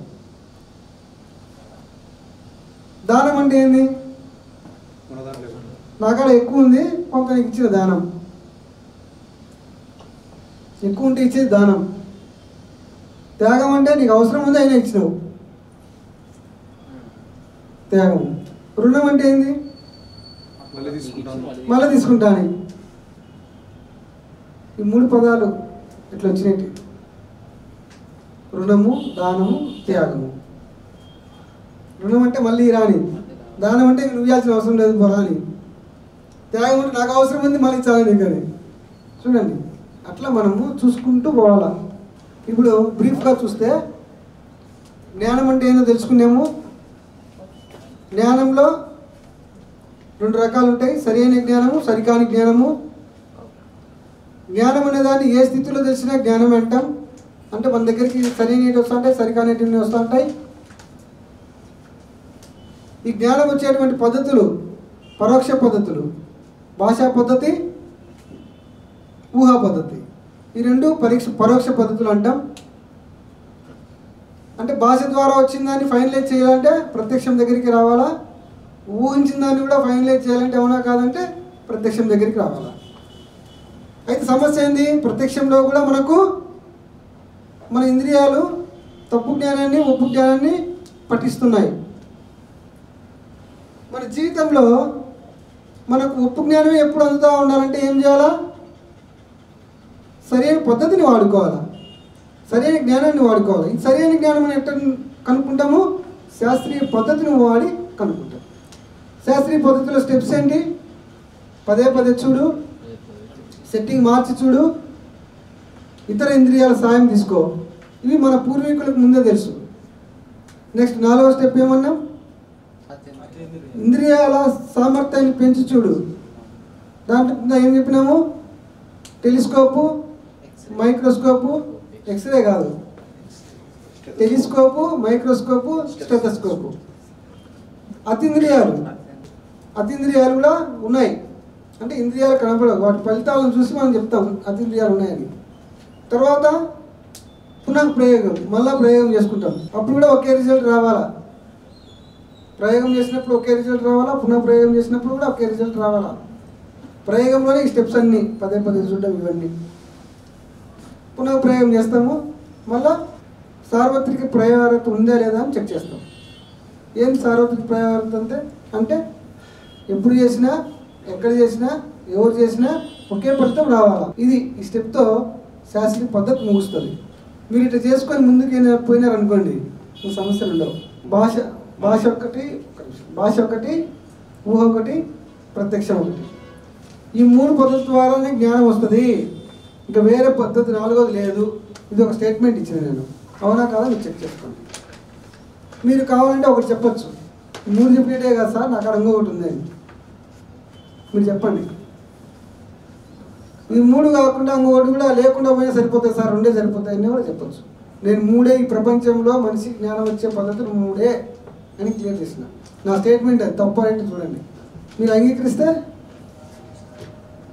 ఓకే, లేదంటే 4వది కూడా ఉంది చెప్పండి ఉంటే. మీరు చెప్తున్నారు సార్. ఇప్పుడు సూడో సైన్స్ చెప్పేవాళ్ళు చేతిలో రాజ్యం ఉంది, డబ్బులు ఉన్నాయి, ప్రసార సాధనాలు ఎక్కువ ఉన్నాయి, వాడుకుంటా అంటారు. మన దగ్గర డబ్బులు లేవు, మన సంఖ్య తక్కువ ఉంది, ప్రసార సాధనాలు తక్కువ ఉన్నాయి, పొలిటీషియన్స్ మనకు సాధ్యం కావడం. ఇప్పుడు ఏం చేయాలంటే సమస్య పరిష్కారం ఏంది అని ఆలోచిస్తే మన సంఖ్య పెరగాల, చెప్పే వాళ్ళ సంఖ్య పెరగాల. ఇక్కడికి వచ్చిన వాళ్ళు మీరందరూ చెప్పడానికి సన్నద్ధమైతే మనం ఏం చేయొచ్చు? మీ ఏరియాలో ఉన్నటువంటి స్కూళ్ళు తిరగచ్చు పిల్లలకు. ఈరోజు బీజేపీ అధికారంలో 10 సంవత్సరాలు దాటి 3వసారి కూడా ఎన్నిక కావడానికి కారణం ఏంది? వాళ్ళు తీసుకున్నటువంటి స్కూల్లే. ఆర్ఎస్ఎస్ ఏం చేసింది?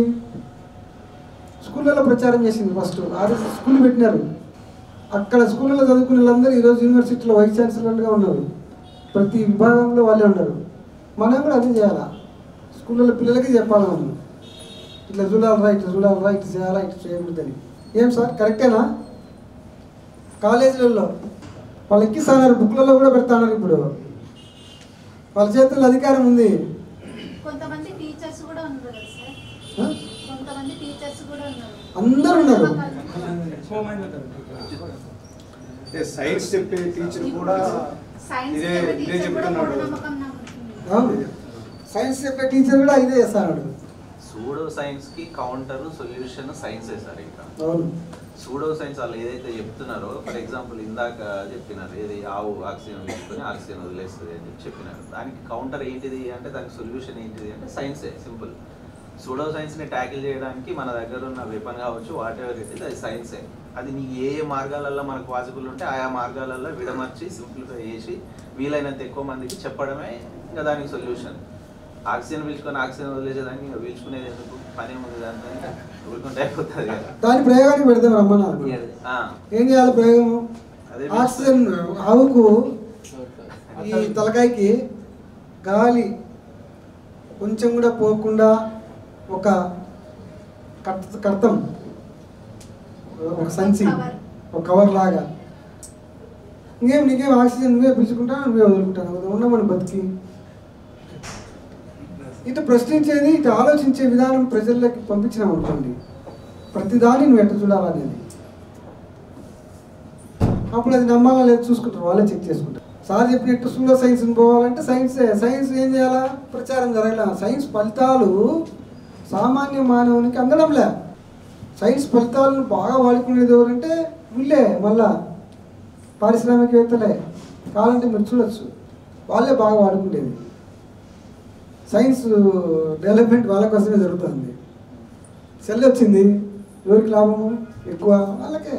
మనకు కొంచెం ఉంటుంది. సూడో సైన్స్ కూడా పెరుగుతూ ఉంది, లాభం ఎవరికి? వాళ్ళకే. అనారోగ్యం పాలైపోతారు, హాస్పిటల్కి లాభము, హాస్పిటల్ డాక్టర్లకు లాభము, డాక్టర్లు మందులు రాసిస్తారు, మందుల కంపెనీలకు లాభము, ఆపరేషన్ చేయాలంటే పరికరాలు తయారు చేసుకోవడానికి లాభము.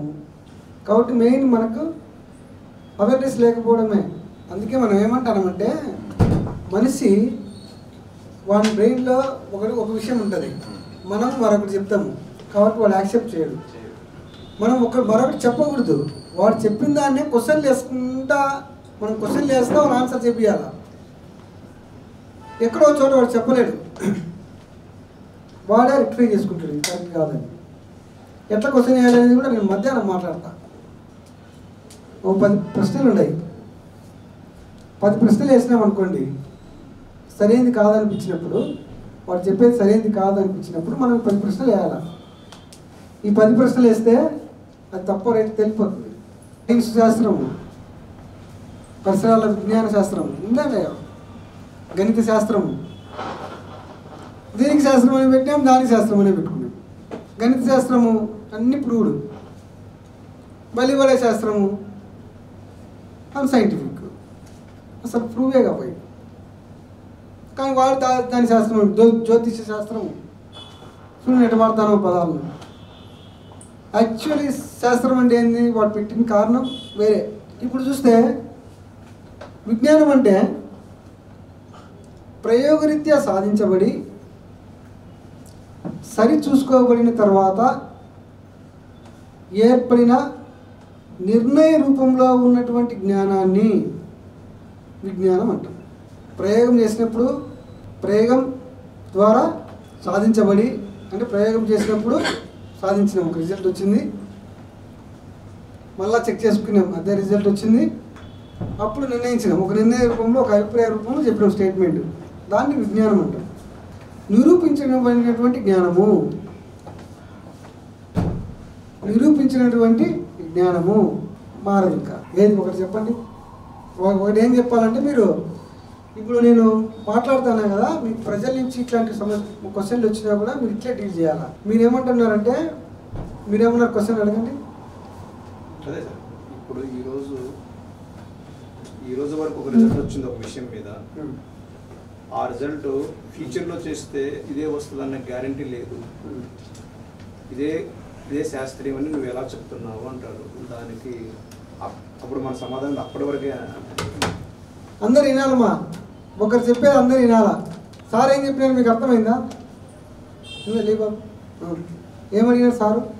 ప్రశ్న మనకు అందరికి అర్థమైతే, పరీక్ష ద్వారా నిరూపితమైనది ఫ్యూచర్ లో మారొచ్చు అంటున్నాడు సార్. అదే ఇప్పటికి ఒకే రిజల్ట్ రాదు కదా, ఒకే రిజల్ట్ రాదు. అంటే అన్ని విషయాల్లో, అంటే ఇప్పుడు మనం ఒక్కొక్క విషయంలో జీవితాంతం ఒకే రిజల్ట్ రావచ్చు, అన్ని విషయాల్లో రాదేమో కదా, నువ్వు ఒకేసారి ఎలా కంక్లూజన్కి వచ్చావు అంటాడు. ఓకే, రాదేమో కదా అనేది ఊహనే కదా, ఊహ కూడా జ్ఞానమే అంటున్నారు. ఊహ జ్ఞానమే. ఊహ నుంచి వచ్చినటువంటి జ్ఞానం సరైనదే కదా తెలుసుకోవాలంటే ఏం చేయాలని మనము ప్రత్యక్షంలోకి రమ్మన్నాం కదా. ప్రత్యక్షంలోకి వచ్చి చూసినాకనే కదా నువ్వు సరైనదే కాదని నిర్ణయించేది. అంతవరకు నీ ఊహగానే ఉంటుంది. ఊహను సరైన జ్ఞానం అని కానీ సరిగాని జ్ఞానం అని చెప్పకూడదు మనం. ఇది నా ఊహ. భవిష్యత్తుకు సంబంధించింది అయితే ఆ కాలం వచ్చినంత వరకు ఆగాల, సరైనదో కాదో తెచ్చాలంటే. ప్రయోగం ద్వారా వచ్చిన తర్వాత మారదు, ఊహ ద్వారా వచ్చిన సిద్ధాంతాలు ఏమన్నా ఉంటే మారొచ్చు. పరికల్పనలు అంటాం దాన్ని. ప్రయోగం ద్వారా వచ్చిన విషయము అంటే అది ఫలితం నువ్వు ఎక్కడ చేసినా, ఆ ప్రయోగాన్ని నువ్వు ఎక్కడ చేసినా. సైన్స్ లో చాలా విషయాలు ప్రయోగాల ద్వారా చాలా చేంజెస్ వచ్చినాయి. ఇప్పుడు సార్ చెప్పింది యాక్సెప్ట్ చేస్తే మనము, సార్ చెప్పండి మేడం, చెప్తున్నారా? చెప్పండి. ఇప్పుడు సార్ ఏమంటున్నాడంటే, ప్రయోగం ద్వారా చేసినవి చాలా మారినాయా అంటున్నాడు. అదేనా మీరు అనింది? నాకు అంటే అర్థమైంది. ఒకవేళ ఇప్పుడు మీరు ఎప్పుడు కూడా సమాధానం చెప్పదలుచుకున్నప్పుడు వక్త హృదయం ఇదేనా అని నిర్ధారించుకున్నాకనే దాని సబబు బేసబబుల గురించి విచారించాలి. ఇది సూత్రం, భాషా నియమాల్లో సూత్రం ఇది. ఆయన చెప్పేది ఇదే అని నిర్ధారించుకున్నాకనే అది సరైనదే కాదని చూస్తాం. మీరు చెప్పేది అదేనా? అవును. ఒక్కటి చెప్పండి అట్లా అర్థం. అంటే ఫస్ట్ ఒక ఎగ్జాంపుల్ నేను ఫస్ట్ ఒకప్పుడు చిన్నప్పుడు ఏం చెప్పానంటే ముద్దకి నీళ్లు తాగాలని చెప్పేవాడు సైన్స్లో. ఫస్ట్ ఏది? భోజనం చేసేటప్పుడు ముద్దకి నీళ్లు తాగాలని చెప్పారు. తర్వాత కాలంలో ఏం చెప్పారు, కొద్ది కాలం తర్వాత మళ్ళీ సైన్స్ చేంజ్ ఏం చెప్పారంటే భోజనం అయిపోయిన తర్వాత నీళ్లు తాగాలని చెప్పారు. ఇప్పుడేం చెప్తున్నాము మనం, యాసిడ్స్ నలిఫై అయిపోతాయి కాబట్టి బిఫోర్ 1 hour అట్లీస్ట్ 1 hour తీసుకోండి, ఆఫ్టర్ 1 hour తీసుకోండి అని చెప్పారు.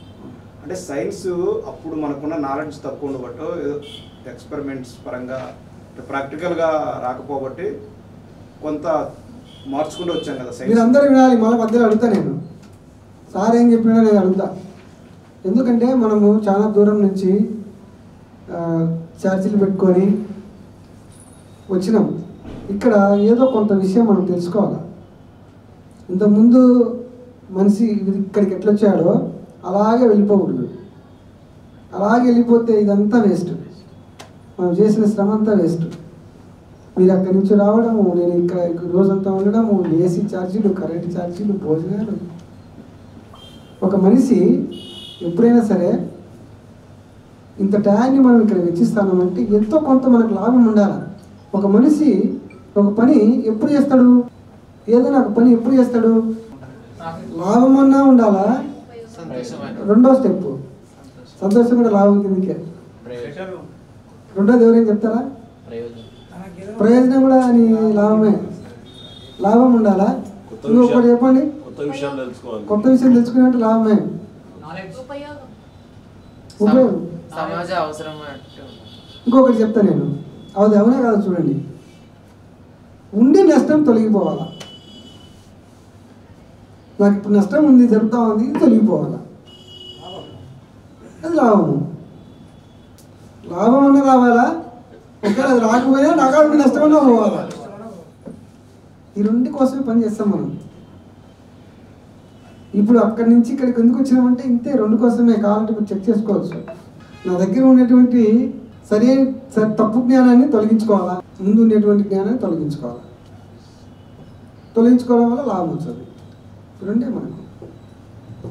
ఇప్పుడు సారు చెప్పింది మీకు అందరికీ అర్థమైందా? విన్నారా? సార్ ఏం చెప్పారంటే ఫస్ట్ అన్నం తినేటప్పుడు మధ్య మధ్యలో వాటర్ తాగాల. మధ్య మధ్యలో ముద్ద కంటే అది మధ్య మధ్యలో ఉండండి. ఇట్లాంటి సమస్య మనకు వచ్చినప్పుడు మన దగ్గరికి దీన్ని ఎట్లా డీల్ చేయాలా. తర్వాత అన్నం తిన్నాక తాగాల. ఇప్పుడు లేటెస్ట్గా గంట ముందు లేదా గంట తర్వాత. ఇది 3 పద్ధతులు చెప్పినారు. అంతేనా మీరు అనేది? నాకు అట్టే అర్థమైంది. అప్పుడు ఇప్పుడు నిర్ధారణకు వస్తాం. ఈ విషయం చెప్పింది సైంటిస్టేనా అని అడిగినా నేను. అభివృద్ధి చెందిన సైన్స్ ఇప్పుడు చెప్తుంది అని అనుకుంటున్నాం సార్. అనుకుంటా. ఇప్పుడు ఉండండి, అనుకుంటానా? ఈ విషయం ఫస్ట్ క్వశ్చన్ వేసినాం. ఈ విషయం చెప్పింది సైంటిస్టేనా? సైంటిస్ట్ అంటే మనకున్న సమాచారం, భాషా సమాచారం బుక్స్ ద్వారానే తెలిసింది కాబట్టి ఎవరు చెప్పారో క్లారిటీ లేదు. అది భాష ద్వారా వచ్చినటువంటి జ్ఞానం సరైనదా కాదా చేసుకోవాలంటే ప్రయోగంలోకి రమ్మని అన్నేమా లేదా? మరి ప్రయోగంలోకి తేలుతుంది కదా. అది ప్రయోగంలో అప్పుడు ప్రయోగం, అది ఇప్పుడు ప్రయోగం లేదు కదండి. 30 ఏళ్ల క్రితం చేసిన ప్రయోగంలో అదే కరెక్ట్ అన్నారు. కరెక్ట్ అన్నారు. డాక్టర్లు కూడా అదే చెప్పారు. డాక్టర్లు కూడా మనిషే కదా. డాక్టర్ మనిషే కదా. ప్రయోగం చేయడం అంటే వేరియేషన్స్ ని కంట్రోల్ చేస్తూ ఒక రిజల్ట్ ఉద్దేశంతో చేసి ఆ రిజల్ట్ ని కంక్లూడ్ చేస్తేనే ప్రయోగం. అలవాట్లను ఉద్దేశంగా తీసుకొని ఆహారపు అలవాట్లు అనేటివి జియోగ్రఫికల్ కండిషన్స్, ఎన్విరాన్మెంటల్ కండిషన్స్, అక్కడ దొరికే ఫుడ్ వాటన్నిటి మీద బట్టి ఆహారపు అలవాట్లు ఉంటాయి. ఇవి కేవలం అలవాట్లు. మనం ఎన్నింటికి నీళ్లు తాగాలి తినేటప్పుడు అన్న మీద ఎక్కడ ఏ ఎక్స్పెరిమెంట్ ఎవరు చేసి ఉంటారు నాకు తెలిసి. వాళ్ళ అలవాట్లను బట్టి వాళ్ళ ఫుడ్ హ్యాబిట్స్ బట్టి తీసుకుంటారు. వాటిని బట్టి డాక్టర్లు పేషెంట్ కండిషన్ బట్టి సజెషన్ ఇస్తారు. ఇప్పుడు తీసుకుంటే మంచిది, ఇప్పుడు తీసుకోవాలి. ఇది ఎక్స్పెరిమెంటల్ గా ప్రూవ్ అయింది కాదు, అంటే చేసింది కాదు. అది సైన్స్ కు ఎక్స్పెరిమెంట్ ద్వారా వచ్చింది కాదు. ఎక్స్పెరిమెంట్ ద్వారా వచ్చిన నాలెడ్జ్. ఇప్పుడు ఫర్ ఎగ్జాంపుల్ ఏదైనా సరే ఒకటి ఎక్స్పెరిమెంట్ మనం ఏదైనా తీసుకుంటాం. ఫోటోసింథసిస్, ఆక్సిజన్ రిలీజ్, అది ఎక్స్పెరిమెంట్. అక్కడ వేరియబుల్స్ కంట్రోల్ చేసి ఎక్స్పెరిమెంట్ చేసి నిరూపించి చెప్పారు. ఆ శాస్త్రవేత్త పేరు అవన్నీ క్లియర్గా ఉంటాయి. అది ఎక్కడ మారదు. ఇంకా ప్రపంచంలో ఎక్కడికైనా విశ్వజనీనత అంటాం మనం.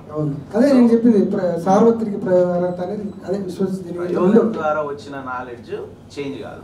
సిద్ధాంతాలు, అలవాట్లు, ఒక వంశపారంపర్యంగా వచ్చే విషయాలు, సాంప్రదాయాలు, లేదంటే ఆ సిచ్యువేషన్ బేస్ చేసుకొని చెప్పిన ఈ విషయాలు, వాటిని మనం తీసుకుంటాం. అంటే చెప్పిన పర్సన్ అథెంటికేషన్ బట్టి, ఇప్పుడు డాక్టర్ చెప్పింది కాబట్టి కొంత అథెంటిక్గా తీసుకొని దాన్ని ఫాలో అవ్వడానికి ట్రై చేస్తాం. ఇది ఎక్స్పెరిమెంట్ ద్వారా వచ్చినది కాదు. అది ఎక్స్పెరిమెంట్ ద్వారా వచ్చినవి మారే అవకాశం లేదని నా ఒపీనియన్. కరెక్ట్. అదే నేను అందుకోసమే నేను ఆ విషయం అంతా చెప్పుకోకుండా సార్ క్వశ్చన్ ఇస్తానన్నా. ఎందుకు క్వశ్చన్ ఇస్తానంటే నేను ఇప్పుడు అదంతా చెప్పినాను అనుకోండి, మీరు చెప్పిందంతా ఆయన యాక్సెప్ట్ చేయడు. ఆయన మైండ్లో ఆల్రెడీ ఒకటి ఫిక్స్ అయిన భావాలు ఉన్నాయి. ఇప్పుడు మనం వెంటనే ఒకటి చెప్తే కనుక మారడం. అందుకు అట్లాంటివి మనం తొలగించాలంటే క్వశ్చన్ వేయాలి అంతే. దీనికి ఆన్సర్ చేయి, దీనికి ఆన్సర్ చేయి, ఈ ప్రశ్నకి ఆన్సర్ చేయి. ఎక్కడైతే ఆన్సర్ చేయలేడో ఆగిపోతాడు. ఏం సార్ చెప్పింది అర్థమైందా? కాబట్టి అది సైన్స్కి సంబంధించిన విషయం కాదు. అది సత్యం అంటే ఇక మారదు, ఇది స్టేట్మెంట్. మీరేం చేయాలా? దీనికి భిన్నమైన అభిప్రాయం ఉంటే ఒక సత్యం చెప్పాలా, ఇది మారింది కదా అనాలా. సత్యం అంటే డెఫినేషన్ చెప్పినాం, సత్యం సార్వత్రికము అని చెప్పినాం. సత్యం అని అనాలంటే లక్షణాలు చెప్పినాం, 3 లక్షణాలు చెప్పినాం. ఎవరైనా, ఎప్పుడైనా, ఎక్కడైనా ఒకే ఫలితం రావాలా అని చెప్పినాం. ఈ లక్షణాలను విభేదిస్తూ ఒక స్టేట్మెంట్ ఇవ్వాలి. సత్యం మారుతుంది అంటే ఎక్కడ మీరు అబ్జర్వేషన్ చేయండి. కానీ మారుతుంది సార్, ఎందుకంటే అణువు మనము పగలగొట్టలేమన్నా, తర్వాత అణువు మార్చి కదా, న్యూట్రాన్స్, ఎలక్ట్రాన్స్, ప్రోటాన్స్ వచ్చినాయి కదా. అది మీరు సబ్జెక్ట్ విన్నారు కదా, చెప్తా దానికి. వీళ్ళ కానించి రాండి ఫస్ట్. ఉన్నిలేండి, చెప్తాం. అది కూడా చెప్తాం. ఒకవేళ ఏమన్నా వీళ్ళకి డౌట్ వస్తే అది దాన్ని ఎక్స్ప్లెయిన్ చేద్దాం. మీరు ఒకటి చెప్పాలా, సైంటిస్టు ఇది సత్యం అని చెప్పినాడు, ఇది మారింది అని చెప్పాలి. ఇంకా ఏమన్నా సార్? కాబట్టి దీన్ని బట్టి ఏమని, సత్యము మారదు, మారితే దాన్ని సత్యం అనకూడదు. సైంటిస్టులు వాడమని చెప్పినారు. వాడిన తర్వాత ఇప్పుడు మనం సత్యం అంటే డెఫినేషన్ ఏమని ఇచ్చుకున్నాం అంటే, అప్పుడు వాళ్ళు సత్యం అని చెప్పినారు, అది వాడచ్చు అని చెప్పినారు, వాడాలని చెప్పినారు. ఇది కరోనాకు సంబంధించిన వ్యాక్సిన్, ఇదే ఫైనలైజు, ఇదే సత్యం అని చెప్పాలి వాళ్ళు. ఇదే ఈ వ్యాక్సిన్ వేసుకుంటేనే కరోనా పోతుంది, ఇంకా వేరే మార్గమే లేదు అని చెప్పాలా. వేయించుకునే వాళ్ళు కూడా చాలామంది ఉన్నారు. సత్యం అంటే ఆ బలం ఉండాలి. ఎప్పుడైనా అనేది చాలా బలమైంది. రేపైనా చూసుకో, నేను ఒక సత్యం చెప్పమంటా, రేపు జరిగేది కూడా, రేపు జరిగేది నేను చెప్తాను. మీరు ఎవరైనా చెప్తారా ఒకటి? పొద్దున్న ఈ టైంకి ఇదే టైం అయింది. రేపు పొద్దున వీడియో వీడియో జరుగుతుందని చెప్పలేదు. మళ్ళీ ఎప్పుడైనా అనే దాన్ని కోడ్ చేస్తావు. సత్యం యొక్క బలం అది. రేపు కూడా 2+3 = 5. అంతే, అది సత్యం. అది అట్లుంటాయి సత్యాలు, ఇంకా మారే ఛాన్స్ ఉండవు. దాని బలం అదే. సత్యాలు తెలిసినప్పుడే మనకు భవిష్యత్తు చెప్తాం, రేపు ఏం జరుగుతుంది అనేది. కావాలంటే చెక్ చేసుకోపో అని చెప్తాం. అది కూడా వాడు చెప్పలేడు, భవిష్యత్తు చెప్పేవాడు. వానికి ఎందుకు చెప్పలేడంటే దానికి సంబంధించిన సత్యాలు తెలియదు వానికి. ఇప్పుడు నీకు సత్యం తెలుసు కాబట్టి చెప్పినావు 2+3 రేపైనా 5 చెప్పు అని. ఎందుకు 2+3 అనేది 5 కాబట్టి ఆ సత్యం అది మారుతుంది. ఇంకా ఎవరైనా మారిసి చెప్పినాడు అనుకో, వాడిని ఒక రకంగా చూస్తావు. పెద్ద పిల్లలు ఎవరైనా, పెద్దోళ్ళు మీడియాలోనే 2+3 5 అని అంగీకరించాలని అనుకో, కాదు 5 కాదంటాడు, ఎట్లా చెప్పరా, ఏందో చెప్పరా అంటాం. అంటే మనం ఎందుకు సత్యం అది. రేపు జరగబోయి చెప్తా, రేపు 18 అగ్గి పట్టుకో కాలుతుందని చెప్పిన, భవిష్యత్తు చెప్పిన. కావాలంటే పట్టుకొని రేపు కాలుతుంది. నేను భవిష్యత్తు ఇప్పుడు కూడా కాలుతుంది, ఇది ఇప్పుడు కూడా కాలుతుంది. భవిష్యత్తు చెప్తానా నేను, ఇప్పుడు కూడా కాలుతుంది కాబట్టి భవిష్యత్తు చెప్తానా. సత్యం మారదు కాబట్టి. ఈ రోజు కలుగుతుంది, రేపు కలుగుతుంది, ఎప్పుడైనా కలుగుతుంది. సత్యము ఇప్పుడు మన సైంటిస్టులు శ్రీహరికోటలో ప్రయోగాలు చేస్తూ ఉంటారు కదా, వాళ్ళు పలానా కక్షలో దిగుతుందని ఎందుకు చెప్తారు? వాళ్ళు ఆ రాకెట్ వదలడానికి సంబంధించినటువంటి వందల సత్యాలు వాళ్ళకి తెలుసు. ఒకవేళ వాళ్ళు చెప్పింది ఆ కక్షలో దిగలేదంటే ఒక 2-3 సత్యాలు వాళ్ళు తెలియలే, అందుకు దిగల. అన్ని సత్యాలు తెలిసినాయి అనుకో ఒక అంశానికి సంబంధించి, అది సత్యం యొక్క బలం. ఇప్పుడు వ్యాక్సిన్ గురించి అర్థమైంది కదా, అందుకే వాళ్ళు ఏమంటారు, సైంటిస్టు ఎప్పుడు కూడా వాళ్ళు ఇట్లా చెప్పరు వాళ్ళు సైంటిస్టులు, ఇదే ఫైనల్ పో ఇంకా వేరేది లేదు అని చెప్పరు వాళ్ళు. అట్లా చెప్పినారంటే వాళ్ళు ప్రయోగం చేసుకుంటాడు. ఒక సందర్భంలో చెప్పినారు పరమాణువు పగలదని చెప్పినారు, ఆ సందర్భం కూడా క్లియర్ చేసుకున్నాడు సైంటిస్టు, ఇదే సత్యం అని చెప్పినారు అప్పట్లో. తర్వాత రూథర్ఫర్డ్ వచ్చి దాన్ని పగలగొట్టాడు, మళ్ళీ ఇతను మార్చుకున్నాడు. అప్పుడు ఆ కాలంలో ఆ పరికరాల ద్వారా మేము పగలగొట్టలేకపోయినాము, ఇప్పుడు పరికరాలు సామర్థ్యం పెరగడం వల్ల పగలగొట్టగలిగినారు అని చెప్పినారు. అతను మార్చుకున్నాడు సైంటిస్టు, కానీ మనం మార్చుకోలేక వాళ్ళు అప్పటికి అది సత్యము ఈ సత్యం అని చెప్పడంలా. అప్పటికీ కూడా పరమాణువుకు పగిలే గుణం ఉంది, దాన్ని మేము గుర్తించలేకపోయామని చెప్పినాడు. అంత క్లియర్గా చెప్తారు వాళ్ళు. అప్పటికే పరమాణువుకు పగిలే గుణం ఉంది, దాన్ని మేము గుర్తించలేకపోయినాము. ఇప్పుడు పరమాణు పగలగొట్టినాక ఇదేనా చివరికి మూలకపోము అని అడిగినాం. అప్పుడు ఏమన్నాడు సైంటిస్టు, ఇప్పటి వరకు ఇదే అన్నాడు. ఇదే పోగా ఎప్పుడు పగలని చెప్పలేం. మళ్ళీ అణువు వచ్చినాక వాళ్ళు అక్కడికి వచ్చి ఆగలే వాళ్ళు. ఇప్పటి వరకు ఇది సత్యం అల్లాళ్ళు, వాళ్ళ నిజం కూడా అల్లే వాళ్ళు. ఇప్పటి వరకు ఇది ఎందుకు? అప్పుడు ముందు చెప్పిన అతను రూథర్ఫర్డ్ చెప్పిన అతను పరమాణు పగలదని చెప్పినాడు కదా, అది ఆ పడినటువంటి మిస్టేక్ వల్ల వీళ్ళు అట్లా చెప్పడంలే. ఆయన సత్యం అని చెప్పినాడు, వీళ్ళు చెప్పడం లేదు. ఇప్పటి వరకు ఇది అట్లుంటారు వాళ్ళు సైంటిస్టులు. అదొక్క సందర్భంలోనే ఆ సత్యం అనే పదం వాడింది. ఇంకా ఎక్కడ ఏం వాళ్ళే. మీరు కావాలంటే ఇంకొకటి చెప్పచ్చు. ఇప్పుడు బోసాను అతి చిన్న కణము అని చెప్తా ఉంటారు కదా, ఇదేనా ఫైనల్ అని అడిగినాం. మళ్ళా ఎప్పుడైనా సరే మీ దగ్గరికి ఒక స్టేట్మెంట్ వస్తే వచ్చిన వెంటనే అది తప్పు, స్టేట్మెంట్ ఇచ్చిన వ్యక్తిది తప్పు, మనకాడ కరెక్ట్ నాలెడ్జ్ ఉంది అనుకోండి, తప్పు అని అనుకోకుండా ఏం ప్రశ్న వేయాలి ఫస్ట్ అంటే ఏమిటి అని అడగాల. ఆ వాక్యం ఇచ్చేటాడే కదా, ఆ వాక్యంలో ఏదో ఒక పదం మీకు తెలియలేదు, అదంటే ఏంటి అని అడగాల. ఇప్పుడు ఉదయమే చెప్పిన నేను, దేవుడు ఉన్నాడు అని ఒక స్టేట్మెంట్ మన కాడికి వచ్చింది అనుకోండి, వెంటనే మనము లేడు అని మనతో వాదనాలు ఉంది. దేవుడు అంటే ఏమి అని అడగాల. నువ్వు దేన్ని బట్టి దేవుడు అని అంటున్నావు. లేదు స్వర్గము, ఇదో ఈ మత ఆచారాలను పాటించడం వల్ల నువ్వు చచ్చిపోతే స్వర్గానికి పోతావు అని స్టేట్మెంట్ మన కాడికి వచ్చింది అనుకోండి. ఆ స్టేట్మెంట్ వెంటనే ఏం చేస్తాం మనము, ఏడవ తిక్కన పడక స్వర్గం లేదు నరకం లేదు, దేవుడు లేదు దెయ్యం లేదు ఇట్లా అడగకూడదు మనము. నరకము అంటే ఏమి అని అడగాల. అప్పుడు వాళ్ళు చెప్పాలి అంటే ఏమి అని అడగాల. ఆ వచ్చినటువంటి స్టేట్మెంట్ని బట్టి క్వశ్చన్లు మారిపోతూ ఉంటాయి. ఇది ఒక క్వశ్చన్ మీకు అర్థమైందా? మీకేమని అర్థమైంది? అలా నరకం లేదు అనేది మీకు తెలిసింది, అలా స్వర్గం అంటే ఏందో తెలియదు వానికి, కాబట్టి అది అంటే ఏందో అడగాల అని మీరు ఐడియాలో పెట్టుకోవాలి. వీటిని మరి లేకపోతే కనుక ఈ పదాలు అంటే వచ్చినాయి అనొచ్చు. ప్రతిదానికి ఉంటేనే పదం వస్తుందని చెప్పినాం కదా మనము. ఇది బాటిల్ పదం వచ్చేటి వచ్చింది, దీన్ని సూచించడానికి వచ్చింది. ఇది టేబుల్ అనే పదం ఎట్లా వచ్చింది, దీన్ని సూచించడానికి పెట్టినాం. అట్టే నరకం అనే పదము దేన్ని సూచించడానికి పెట్టాలి కదా, దేన్ని సూచించడం అడగాల. అది ఎట్లా తెచ్చింది నీకు? రెండో క్వశ్చన్ వస్తుంది. ఇప్పుడు ఆ క్వశ్చన్ అడుగుదాంలే.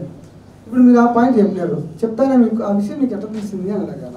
ఈ 10 ప్రశ్నల్లో రెండో క్వశ్చన్, రెండోది కానీ ఏదో ఒక దాన్ని పెట్టుకోండి. ఆర్డర్లో పూల చెట్లకు నీళ్లు పోయడం అనే విషయం నీకు ఎట్లా తెలిసింది, ఆ విషయం నీకు ఎలా తెలిసింది? మా పెద్దలు చెప్పినారు. నెక్స్ట్ క్వశ్చన్, పూల చెట్లకు నీళ్లు పోయడం స్వర్గంలో ఉంటుందని చెప్పినారు పెద్దలు. కాబట్టి ఎలా తెలిసింది? అదే కదా నేను అడిగేది, మా పెద్దలు తెలిసింది అంటాను నువ్వు. అది భాషని ఎక్కడ చూసుకోవాలా, రైటా కాదా అని చెప్పినాం. ఆ తీరు ఎంత చెప్పింది అదే ఫిలాసఫీ. మెయిన్ జ్ఞానం అంటే ఏంది, అది ఎలా వస్తుంది, అది వచ్చింది సరైనదే కాదా తెలుసుకోవడం. ఎలా తెలుసుకుంటే కనుక చాలు, ఇంకా మనం ఏం చూడాల్సిన అవసరం లేదు. తిరిగి చూడకోకుండా ఏదైనా సాల్వ్ చేసుకోవచ్చు. ఆ విధానానికి అంత పట్టుంది, దాన్ని జ్ఞాన సిద్ధాంతం అంటాం. ఇప్పుడు చెట్లకు నీళ్ళు అందమైన కొలంలో ఆ ప్రాంతంలో ఉంటారు అన్నట్టు వాళ్ళు ఉంటే ఏమి, నేను నీళ్ళలో పట్టుకుంటాను కదా, చెట్లకు నీళ్ళు పట్టుకుంటానా, అదే కదా. ఏమి ఉంటే అని అడుగు మళ్ళా. అంటే ఆ విషయం నీకు ఎలా తెలిసింది అని అడిగినాం అనుకోండి, నాడు అయిపోయి. అన్ని 10 ప్రశ్నల్లో అత్యంత కీలకమైన ప్రశ్న అయితే ఆ విషయం నీకు ఎలా తెలిసింది. ఈ ప్రశ్న మన సామాజిక జీవితంలో ఎట్లా వాడుకోవచ్చో చూడండి. ఒక వ్యక్తి ఇంకొక వ్యక్తిని తిట్టింటాడు, వాళ్ళ దగ్గరికి పోయి చెప్తాడు, నిన్ను వాడు తిట్టినరా అంటాడు. ఇది ఉందే లేదా? తిట్టడం కానీ తప్పుగా మాట్లాడడం కానీ ఏమైనా జరిగింటాయి. నిన్ను వాడికి అన్నాడు రా అని చెప్తాడు. వెంటనే మనం ఏం చేయాలా? మనమే అడగద్దు, ఏం చేయాలి? మనం నిర్ధారించుకోవాలి, నిర్ధారణ చేసుకోవాలి. నీకు ఎలా తెలిసిందిరా ఆ విషయం అంటే, నా ముందరే తిట్టారా అంటాడు. ఈ క్వశ్చన్ వేసినాం, నా ముందరే తిట్టారా అంటాడు. నీ ముందర కదా తిట్టింది, నా ముందర కాదు కదా తిట్టింది, నాకేం సంబంధం? నిన్నే తిట్టింది. నన్నే తిట్టేవాడు నా ముందర తిట్టడా? నీ ముందర తిట్టలేకే కదా నా ముందర తిట్టింది అంటాడు. అది నీకు నా ముందర తిట్టలేకపోతే నేను బలవంతునే కదా, వాళ్ళే యాక్సెప్ట్ చేసినట్టు కదా, ఇంకా నాకేం సంబంధం మనతో? మూడో క్వశ్చన్, దానికి మనకు ఉన్నటువంటి సంబంధం ఏంది? దానికి మనకు ఉన్నటువంటి సంబంధం ఏమిటి అని అడగాల.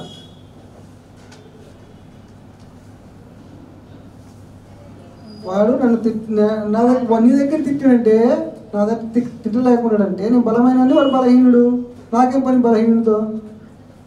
అట్లా కాదు, నీకు తెలియజేయాలన్న ద్వారా ఉద్దేశంతో చెప్పి తిట్టిండొచ్చు. ఏం నాకు తెలియజేసినావు, నేను పోయి ఇప్పుడు ఏం చేయాలి వాడిని అడగాల? మళ్ళీ తిట్టాలని. ఓకే ఉండు, అక్కడ ఏం చేయాలంటే నేను పోయి వాడిని నిన్ను అడుగుతా, అడిగితే వాడు నన్ను తిట్టలేదు అని అంటాడు, నువ్వు వచ్చి తిట్టినాడని చెప్తావా? సాక్ష్యం ఇస్తాడు. ఇది నా అనుభవంలో జరిగిన విషయం చెప్తాను. ఇట్లాంటి మీ అనుభవాల్లో కూడా ఉంటాయి. ఒకడు నిన్ను తిట్టినాడు అని నన్ను అడిగినాడు. ఫస్ట్ మా ఇద్దరి మధ్య ఘర్షణ జరిగితే ఓ టైం టేబుల్ విషయంలో, టైం టేబుల్ను ఒక అతను యాక్సెప్ట్ చేయలే, హిందీ పండిట్. నేనే వేసింది టైం టేబుల్, నేను వేసిందని హెచ్ఎం అప్రూవల్ చేసింది, అయిపోయింది. ఇక నేను పోయినాక తిట్టాడంట. అంటే మధ్యలో నేను కూడా కొన్ని మాటలు అనాల్సి వచ్చింది అన్యము. తర్వాత నేను పోయినాక తిట్టే ఇంకొక అతను ఫిజికల్ సైన్స్ చెప్పే అతను ఇట్లా తిట్టాడు నిన్న, దాన్ని రికార్డ్ చేసిన ఫోన్ మాట్లాడేటప్పుడు. తిట్టాడు కదా, మరి నేను రేపు అడగమంటావా అన్న. వాడు అడుగంలే వద్దులే అంటాడు. నేను ఏం చేయాలి? నేను నువ్వు మాట్లాడింది కూడా నాకు రికార్డు ఉందని చెప్పిన. మళ్ళీ అడుగు, నేను ఉంటా అంటేనే మనం అడగాల. ఎవ్వరు రాడు ముందుకు. వాడి ఉద్దేశం ఏంది? మనం ఫటాఫట్ కంట్రీ చూడాలి, వాడు ఎంజాయ్ చేయాలని మన టార్గెట్. కాబట్టి మనం స్పందించకూడదు. ప్రశ్న మన దగ్గరికి వచ్చినప్పుడే సమాధానం చేయాలా, ఇది ఒక సూత్రం భాషా నియమాల్లో. ఎందుకంటే భాషకు సంబంధించి నీకు వచ్చింది ఆ జ్ఞానం, నేను తిట్టినాడు అనేది. ప్రశ్న నీ దగ్గరికి వచ్చినప్పుడే సమాధానం చెప్పాలి. ఆ సమాధానం కూడా ప్రశ్న ఆశించినంతనే చెప్పాలి. ప్రశ్న ఎంత సమాధానాన్ని ఆశిస్తుందో అంతే చెప్పాలి. ఎంత పొడవుగా చెప్పాల్సిన పనిలే. పొడవుగా చెప్తాడు తెలిసినట్టు కాదు, ఎంత ఆశిస్తే అంత చెప్తేనే వాడికి తెలిసినట్టు బాగా. అవునా కదా? అది మూడో క్వశ్చన్, దానికి మనకు ఉన్నటువంటి సంబంధం ఏంది క్వశ్చన్ ఇస్తాం. ఇంకా ఇట్లా సందర్భాలు ఎదురైనప్పుడల్లా క్వశ్చన్లు మాట్లాడుకోవచ్చు మనం. అంటే ఏమిటి ఒకటి, రెండోది రాసుకోవాలి. ఒక ఆర్డర్లో చెప్తాను నేను, అది కూడా పెట్టుకోండి. రెండో క్వశ్చన్, ఎక్కడ ఉంది, ఎక్కడ ఉంది, అటు సిచ్యువేషన్కి సంబంధించి వచ్చినప్పుడు ఆ ప్రశ్న అడగాల. ఎక్కడ ఉంది. మూడవది ఎలా ఉంది.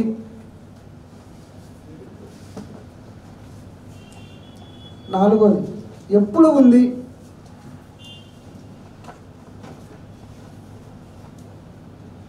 ఐదవది ఎంత ఉంది. 5 ప్రశ్నలు బాగా గుర్తుపెట్టుకోవడానికి మీకు ఒక లాజిక్గా చెప్తానా. అంటే ఏమిటి, ఎక్కడ ఉంది, ఎప్పుడు ఉంది, ఎలా ఉంది, ఎంత ఉంది అని ఏతోనే. 5 తర్వాత 6వ క్వశ్చన్.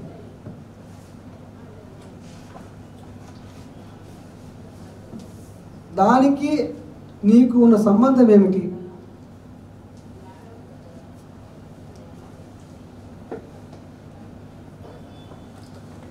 ఆ విషయానికి ప్రకృతికి ఉన్న సంబంధం ఏమిటి.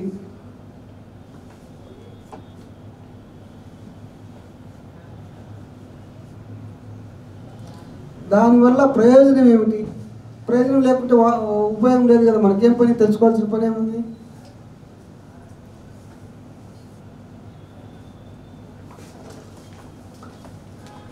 తొమ్మిదవది ఆ విషయం నీకు ఎలా తెలిసింది. వచ్చింది, దాంట్లో కూడా వచ్చింది. వరుస ఆర్డర్లు చెప్తాను. 10 ఇట్లా చెప్పండి. ఓకే, ఇప్పుడు 9 అయినాయి వరుసగా. 10వది ఈ చివరి 2 ప్రశ్నలు చాలా ఇంపార్టెంట్. ఆ విషయం నీకు ఎలా తెలిసింది అన్నాం కదా. ఆ విషయం నాకు ఎలా తెలుస్తుంది.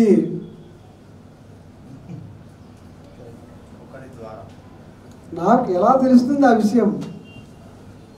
నీకు తెలిసింది, మరి నాకెట్ట తెలుస్తుంది ఆ విషయం. వాడు తిట్టాడని నీకు తెలిసింది, నాకెట్ట తెలుస్తుంది.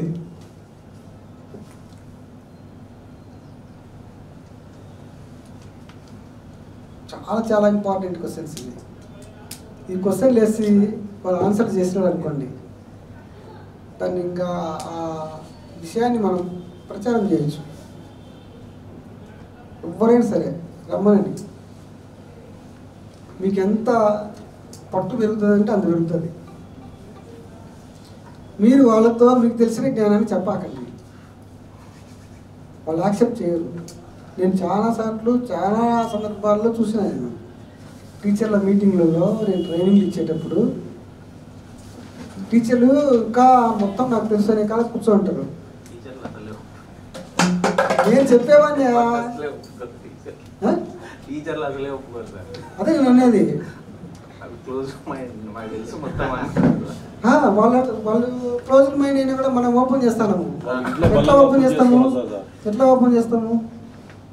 నువ్వేం నేను చెప్పింది నేను అసలు చెప్పను, వస్తాను అంతే. నేనేం చెప్పను, నువ్వు చెప్పినావు కదా దీనికి చెప్పు ఆన్సర్ అంట. నేను విషయం చెప్తే వాళ్ళు తీసుకోరు, నాకు తెలుసు ఆ విషయం. నువ్వు చెప్పిన విషయమే చెప్తా అని అడుగుతాను నేను.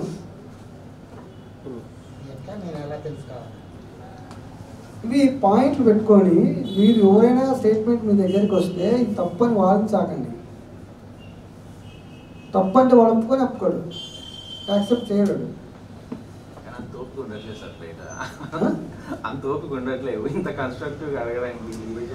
అట్లాగా సార్, ఇమీడియట్ రియాక్ట్ కావడం వల్ల మనకు ఎదురే సమస్యలు కూడా మనం చూడాలా. అందుకే మేము ఏం చేస్తామంటే వెంటనే స్పందించాం. అసలు అవును, నష్టమనే సమస్య. సమస్య అంటే ఏంది తెలుసా? ఇప్పుడు సమస్య అంటే ఏంది చెప్పుకుందాం. ఏం సమస్య అంటే మనం సమస్యల మీద పోరాడేది. సమస్య అంటే ఏంటంటే రావాల్సింది రావాలా, ఉండాల్సింది ఉండాలనుకుంటానా ఉండాలా, ఉండకపోతే అది నాకు సమస్య. నా కారు కావాలా, నా సమస్య లేదు నాకు. ఇది సమస్య. నెక్స్ట్ ఉండకూడదు పోవాలా, ఇది కూడా సమస్యనే. నాకు జ్వరం ఉంది పోవాలా, నా సమస్య.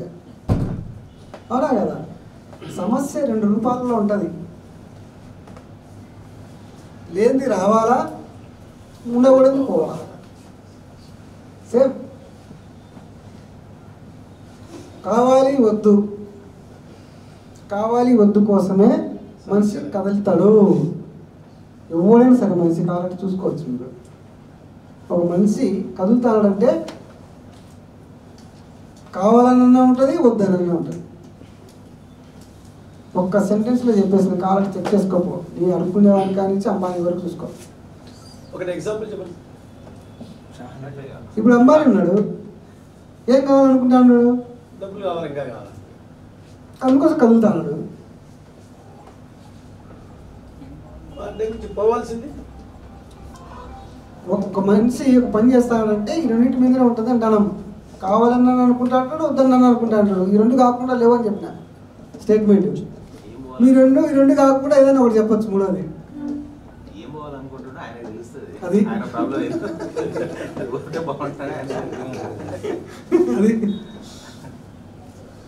ఏం కావాలనుకుంటాననేది నీకు తెలుస్తుంది అన్నావు. ఆయన చేసే కార్యక్రమాలను బట్టి తెలుస్తుంది, అంతే కదా. కావాలి వద్దు మనిషి కదలికి కారణం ఏంటంటే కావాలి వద్దు. ఇప్పుడు లేనిది కావాలా, ఉన్నది పోవాలి, అంతే. ఉండకూడనిది పోవాలి, ఉన్నది పోవాలి, ఉన్న సమస్య పోవాలి.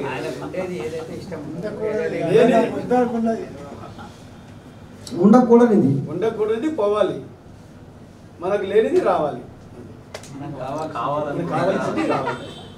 లేదు ఇప్పుడు ఫిలాసఫర్స్ అంతా ఏం చేస్తుంది సార్, సింపుల్ 2 పదాలలో మొత్తం అంతా వచ్చేటట్టు చెప్తారు. అదే ఫిలాసఫీ. ఇది చెప్పింది అదే ఫిలాసఫీ. కావాలంటే చెక్ చేసుకోపోయా అంటాడు, ఏదానికి చెక్ చేసుకోపో అంటాడు. మనిషి అనేవాడు కావాలి వద్దు కోసమే కదులుతూ ఉంటాడు అని చెక్ చేసుకో అని. ఇప్పుడు మీరు కదులుతూ ఉంటారు దేనికోసం అన్నా. వాళ్ళలో ఉన్న మూఢనమ్మకాలు పోవాలా, దానికోసం కదులుతాను. పోవాలనే దానికి, వద్దు అనే దానికోసం,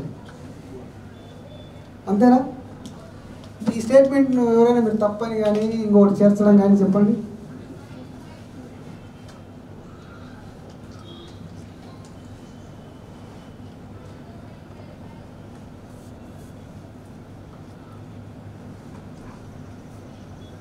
ఇంకా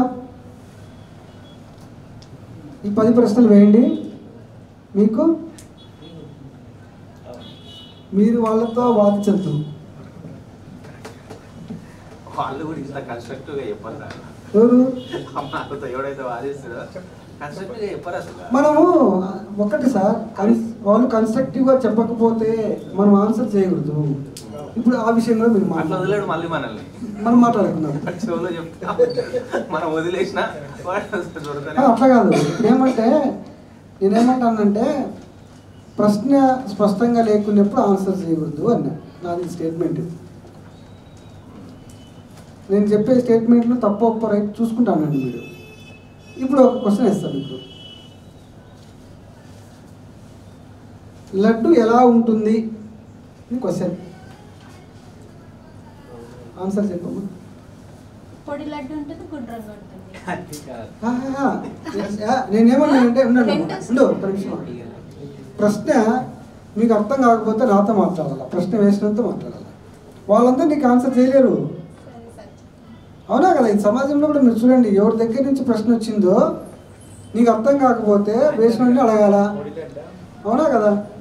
వాళ్ళకి ఏంటంటే సార్ ఒక పేరు ఉంటుంది, ఆడు చెప్పేది సగం సగం తెలివి ఉంటుంది, సగం సగం చెప్తుంటారు కాబట్టి ఆడికి వీడు మొత్తం చెప్తే వీడు క్వశ్చన్ వేస్తే ఆన్సర్ అంత కన్స్ట్రక్టివ్గా డిస్కషన్ అయితే నా తప్పని ఒప్పుకోవాల్సి వస్తుంది అని ఆడికి పేరు ఉంటుంది. కాబట్టి ఆడు కన్స్ట్రక్ట్ ఏం చేస్తాడు, మీద మీద మీద మీద మనల్ని కామెంట్ చేయడం లేదంటే ఇంకోటి చేసి తప్పించుకుంటుంటాడు. అది చెప్తున్నాను, కరెక్టే. ఇప్పుడు చూడండి, ఈ ప్రశ్న డిస్కస్ చేద్దాం. లడ్డు ఎలా ఉంటుంది మా క్వశ్చన్ అడిగిన నేను, అట్లా నీ కాడికి వచ్చింది క్వశ్చన్, మీరు ఎందుకు స్పందిస్తారు? నేను ఈ అమ్మాయిని అడుగుతానా క్వశ్చన్ అన్నా, మీకు ఎందుకు వచ్చింది? ఆకారమా గుండ్రమా ఇవన్నీ మీకేం సంబంధం? ప్రశ్న ఆమె దగ్గరికి పోయింది, మీరు ఆలోచించుకుంటా ఉండండి, అవునా కదా? అందుకే మనం ఫస్ట్లోనే భాషా నియమాల్లో ఒకటి చెప్పుకున్నాం. ప్రశ్న ఎవరి దగ్గరికి వచ్చే వాడు ఆన్సర్ చేయాలా? భాషా నియమాలు. భాష యొక్క భావము సరిగా వానికి చేరాలంటే ఇది నియమము. ఇప్పుడు అడిగినాం, మళ్ళీ అడుగుతాం. ఇంకెవరైనా ఆన్సర్ చేయకూడదు మీరు.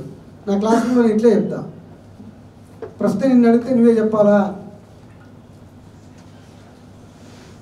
నీ దగ్గరకు ఏ రావాలి పిల్లలు రాలేదని నీకు క్వశ్చన్ వేస్తాను అనుకో, అంటే నేను సేమ్ రాలేదని అనుకో, అందరు చెప్తారు. నేను ఎవరిని పర్టికులర్ అడగాల నేను, అప్పుడు నా తప్పు.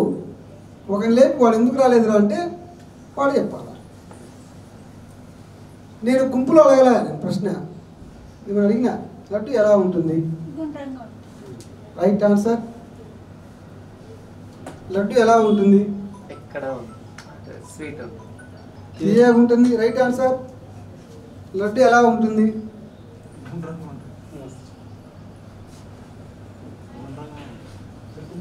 గుండ్రంగా ఉంటుంది, రైట్ ఆన్సర్. లడ్డు ఎలా ఉంటుంది చెప్పినారు. అది కాకుండా ఏమైనా చెప్తావా,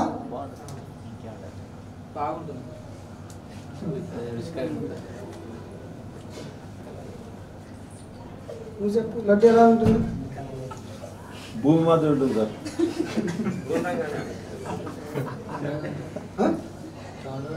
నేను అనేది ఏంటంటే వీళ్ళు నలుగురు చెప్పిన ఆన్సర్ కాకుండా వేరేది ఏమైనా చెప్పగలిగిన వాళ్ళు ఎవరైనా చెప్పండి. ఇప్పుడు అందరికి వచ్చింది ప్రశ్న. ఏ లడ్డు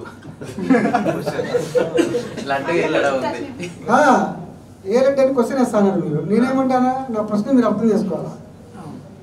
నేను ఆన్సర్ చెప్పండి అంటాను, నేను క్వశ్చన్ వేస్తాను.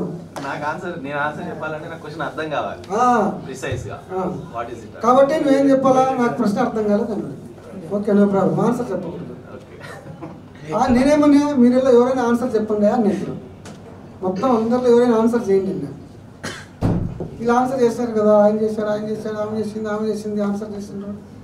మీరు ఎవరైనా ఇప్పుడు చేయండి ఒక ఆన్సర్ అంటే మీరు చేయలే. ఇప్పుడు సార్ నేను మాట్లాడతాం. ఏంది మీ ప్రాబ్లం? లడ్డు అని జనరలైజ్ గా వచ్చేసింది క్వశ్చన్ లో. ప్రిసైజ్ ఏ లడ్డు అని అంటే ఇప్పుడు చూడండి, సార్ ఏమంటున్నాడు, ఏ లడ్డు అంటున్నాడు. ఏ లడ్డు అంటే మీరేమనుకుంటున్నారు, లడ్డు మీరు చూడలేదా? మళ్ళీ ఎవరు తిరుపతి లడ్డు అండి మీకు కాదు, మా ఇద్దరు డిస్కషన్ జరుగుతా అంటే మీ ఇద్దరు మాట్లాడుతుంటే మీరు వినాలా. మళ్ళీ మీకు కావాలంటే నోట్ చేసి పెట్టుకొని మీతో కూడా మాట్లాడతారు. సార్ ఏమన్నారు, అది ఈ సార్ వేసిన క్వశ్చన్ తప్ప రైట్ చూడండి అంటాను నేను. నా పాయింట్ అది. సార్ ప్రశ్న వేయకూడదు అని అనట్లేదు, ఇంకా ఎన్ని ప్రశ్నలు నేను వేసుకోవచ్చు. ఆ ప్రశ్న తప్ప లేదా, ఆ ప్రశ్నలో స్పష్టత ఉందా లేదా అని అడుగుతాను నేను. ఏ లడ్డు అయినా ఏ లడ్డు అని మీరు అడిగినారు నన్ను. అంటే ఏ లడ్డు అంటే మీరు ఏదో అనుకుంటా అన్నారు. ఒక లడ్డు చాలా ఉంటాయి. లడ్డు ఉంటుంది, ప్రసాదం తిరుపతి తిరుపతి లడ్డు ఉంటుంది, ఇంకేదైనా స్వీట్ తిరుపతి పోయే లడ్డు చేదుగా ఉంటుంది, రవ్వ లడ్డు చేదుగా ఉంటుందా? మరి రెండు తీయగానే ఉంటుంది కదా. ఇంకా ఏ లడ్డు అనేది ఎందుకు వచ్చింది మీకు అంటారు? లడ్డు ఏమంటే ఎట్లా ఉంటుంది అంటే మీరు షేప్ అడుగుతున్నారా, దాన్ని టేస్ట్ అడుగుతున్నారా? ఇప్పుడు స్పష్టంగా క్వశ్చన్ వస్తుంది ఆయన. ఇప్పుడు ఏం చేయాలంటే ఆ ప్రశ్న వచ్చినంత వరకు నేను ఆయన ప్రశ్నలు అడుగుతాను మళ్ళా. ఇప్పుడు ఏం ప్రశ్న వేసినారు, ఏమడిగినారు? ఇప్పుడు లడ్డు ఎలా ఉంది అంటే లడ్డు షేప్ అడుగుతున్నారా లేదంటే లడ్డు టేస్ట్ అడుగుతున్నారా? అది క్వశ్చన్ వేయాలి ఫస్ట్. ఆ క్వశ్చన్ కూడా రెండు క్వశ్చన్ లేకూడదు, మీరు ఒకే క్వశ్చన్ వేయాలి. నేను వేసిన ప్రశ్నలో స్పష్టత లేదు అని నీకు అనిపించినప్పుడు, నేను వేసిన ప్రశ్నలో మల్టిపుల్ చాయిస్ ఆన్సర్లు కలిగినటువంటి ప్రశ్న అని మీకు అనిపించినప్పుడు మీరు ఆన్సర్ చేయకూడదు. చేయకుండా ఏం చేయాలా, నా ప్రశ్నలో స్పష్టత తెచ్చుకోవడం కోసం ఇంకొక ప్రశ్న మీరు అడగాల. తప్ప రైట్? రైటే సార్. ఇప్పుడు మీరేం ప్రశ్న అడిగినాడు, రుచి చూసినప్పుడా అని అడగండి. అడిగినారు అనుకోండి, అయిపోయి ఆన్సర్ వచ్చేసింది. ఇంకా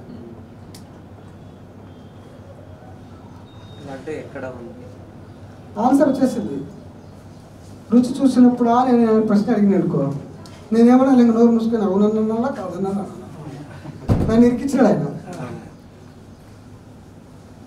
అది మనం చేయాల. ముందేసిన ప్రశ్న సరిగా లేదు, మీరు అవునా కాదు చెక్ చేసుకోండి మీరు.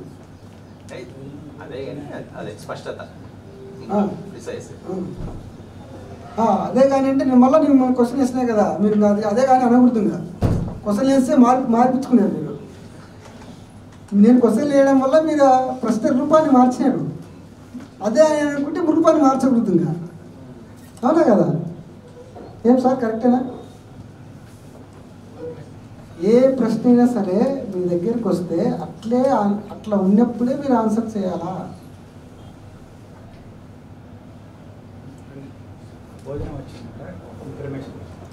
Okay sir, రెండైంది.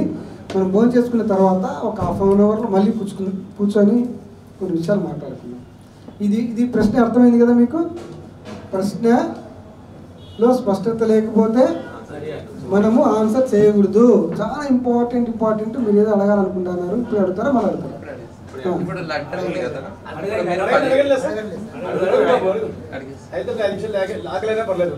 వస్తున్నా. ఓకే, ఇప్పుడు మీరు లడ్డు గురించి అడిగారు కదా, దానికి ఎలా ప్రశ్నించాలని ఈ 10 ప్రశ్నలని ఆ లడ్డుకి జోడిస్తారు. ఫస్ట్ లడ్డు అంటే ఏమిటి అని నేనేమని క్వశ్చన్ వేసిన మిమ్మల్ని, లడ్డు ఎలా ఉంటుంది అని క్వశ్చన్ వేసిన. లడ్డు అంటే ఏదో తెలిసింది, ఎలా అంటే ఏదో తెలిసింది, ఉంటుంది అనేది తెలిసింది. 3 తెలిసినాయి. 3 తెలియకపోతే, 3లో 1 తెలియకపోయినా నేను చెప్పినటువంటి వాక్యం మీకు అర్థం కాదు. అవునా కదా? ఇప్పుడు మీ వాక్యం అర్థమైంది. అయితే ఈ వాక్యంలో ఆన్సర్ చేయడానికి ముందు నువ్వేం ఆలోచించాలంటే దీనికి ఒకటే ఆన్సర్ ఉందా లేదా చూసుకోవాలా. ఇప్పుడు ఆ 10 ప్రశ్నల్లో ఏ ప్రశ్న వేస్తే ఏం ప్రశ్న వేస్తావు?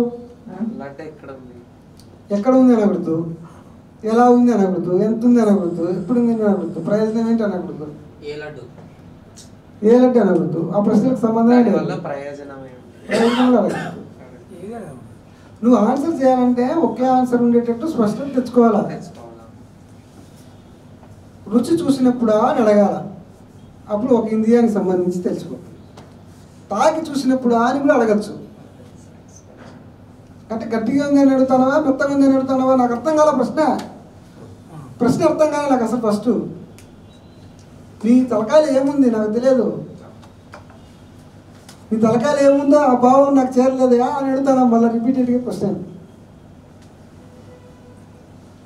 సైజ్ ఏమని అడుగుతానవా, గుండ్రంగా ఉంది దాని గుండ్రంగా అనే ఆకారాన్ని ఏమని అడుగుతానవా, అది కూడా తెలియడం లేదు.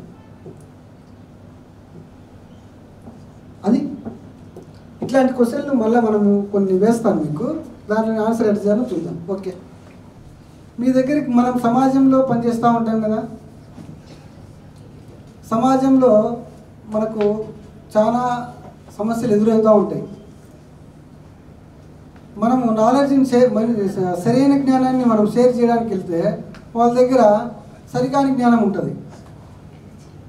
మనం చెప్పింది వాళ్ళు యాక్సెప్ట్ చేయరు. మనం అప్పుడు చెప్పాలా వద్దా? చెప్పాలనుకుంటే ఎప్పుడు చెప్పాలా, ఏ విధంగా చెప్పాలా, ఏ విధంగా చెప్తే వాళ్ళు రిసీవ్ చేసుకుంటారు. ఇప్పుడు ఒక ప్రశ్న మీ దగ్గరికి వచ్చింది, నేను ఒక ప్రశ్న వేస్తా. మీకు ఉద్యమం ముఖ్యమా, కుటుంబం ముఖ్యమా అని అడిగినా ఏం సమాధానం చెప్తారు? సార్ కరెక్ట్ చెప్పారు, మార్నింగ్ అంతా మన మధ్య కదా మాట్లాడుకునేది, మరి మీరు ఆన్సర్ చేయలేదండి ఏమని, సార్ లేకపోయినా ఆన్సర్ చేస్తాను కదా. మనం మాట్లాడుకునేది అదే విషయమా కాదా? మనము మాట్లాడుకున్నప్పుడు కొంత జ్ఞానాన్ని మనము అందించినాం, అది మనము మళ్ళీ యూటిలైజ్ చేసుకోవాలా. అప్పుడే మనకు వచ్చినటువంటి జ్ఞానం సరైంది అనిపిస్తుంది. సార్ లేరు మనం చెప్పినప్పుడు. నేనేం క్వశ్చన్ వేసాను మళ్ళీ ఒకసారి వినండి. ప్రశ్న అర్థం కాకపోతే మళ్ళీ ప్రశ్న అడగాలి.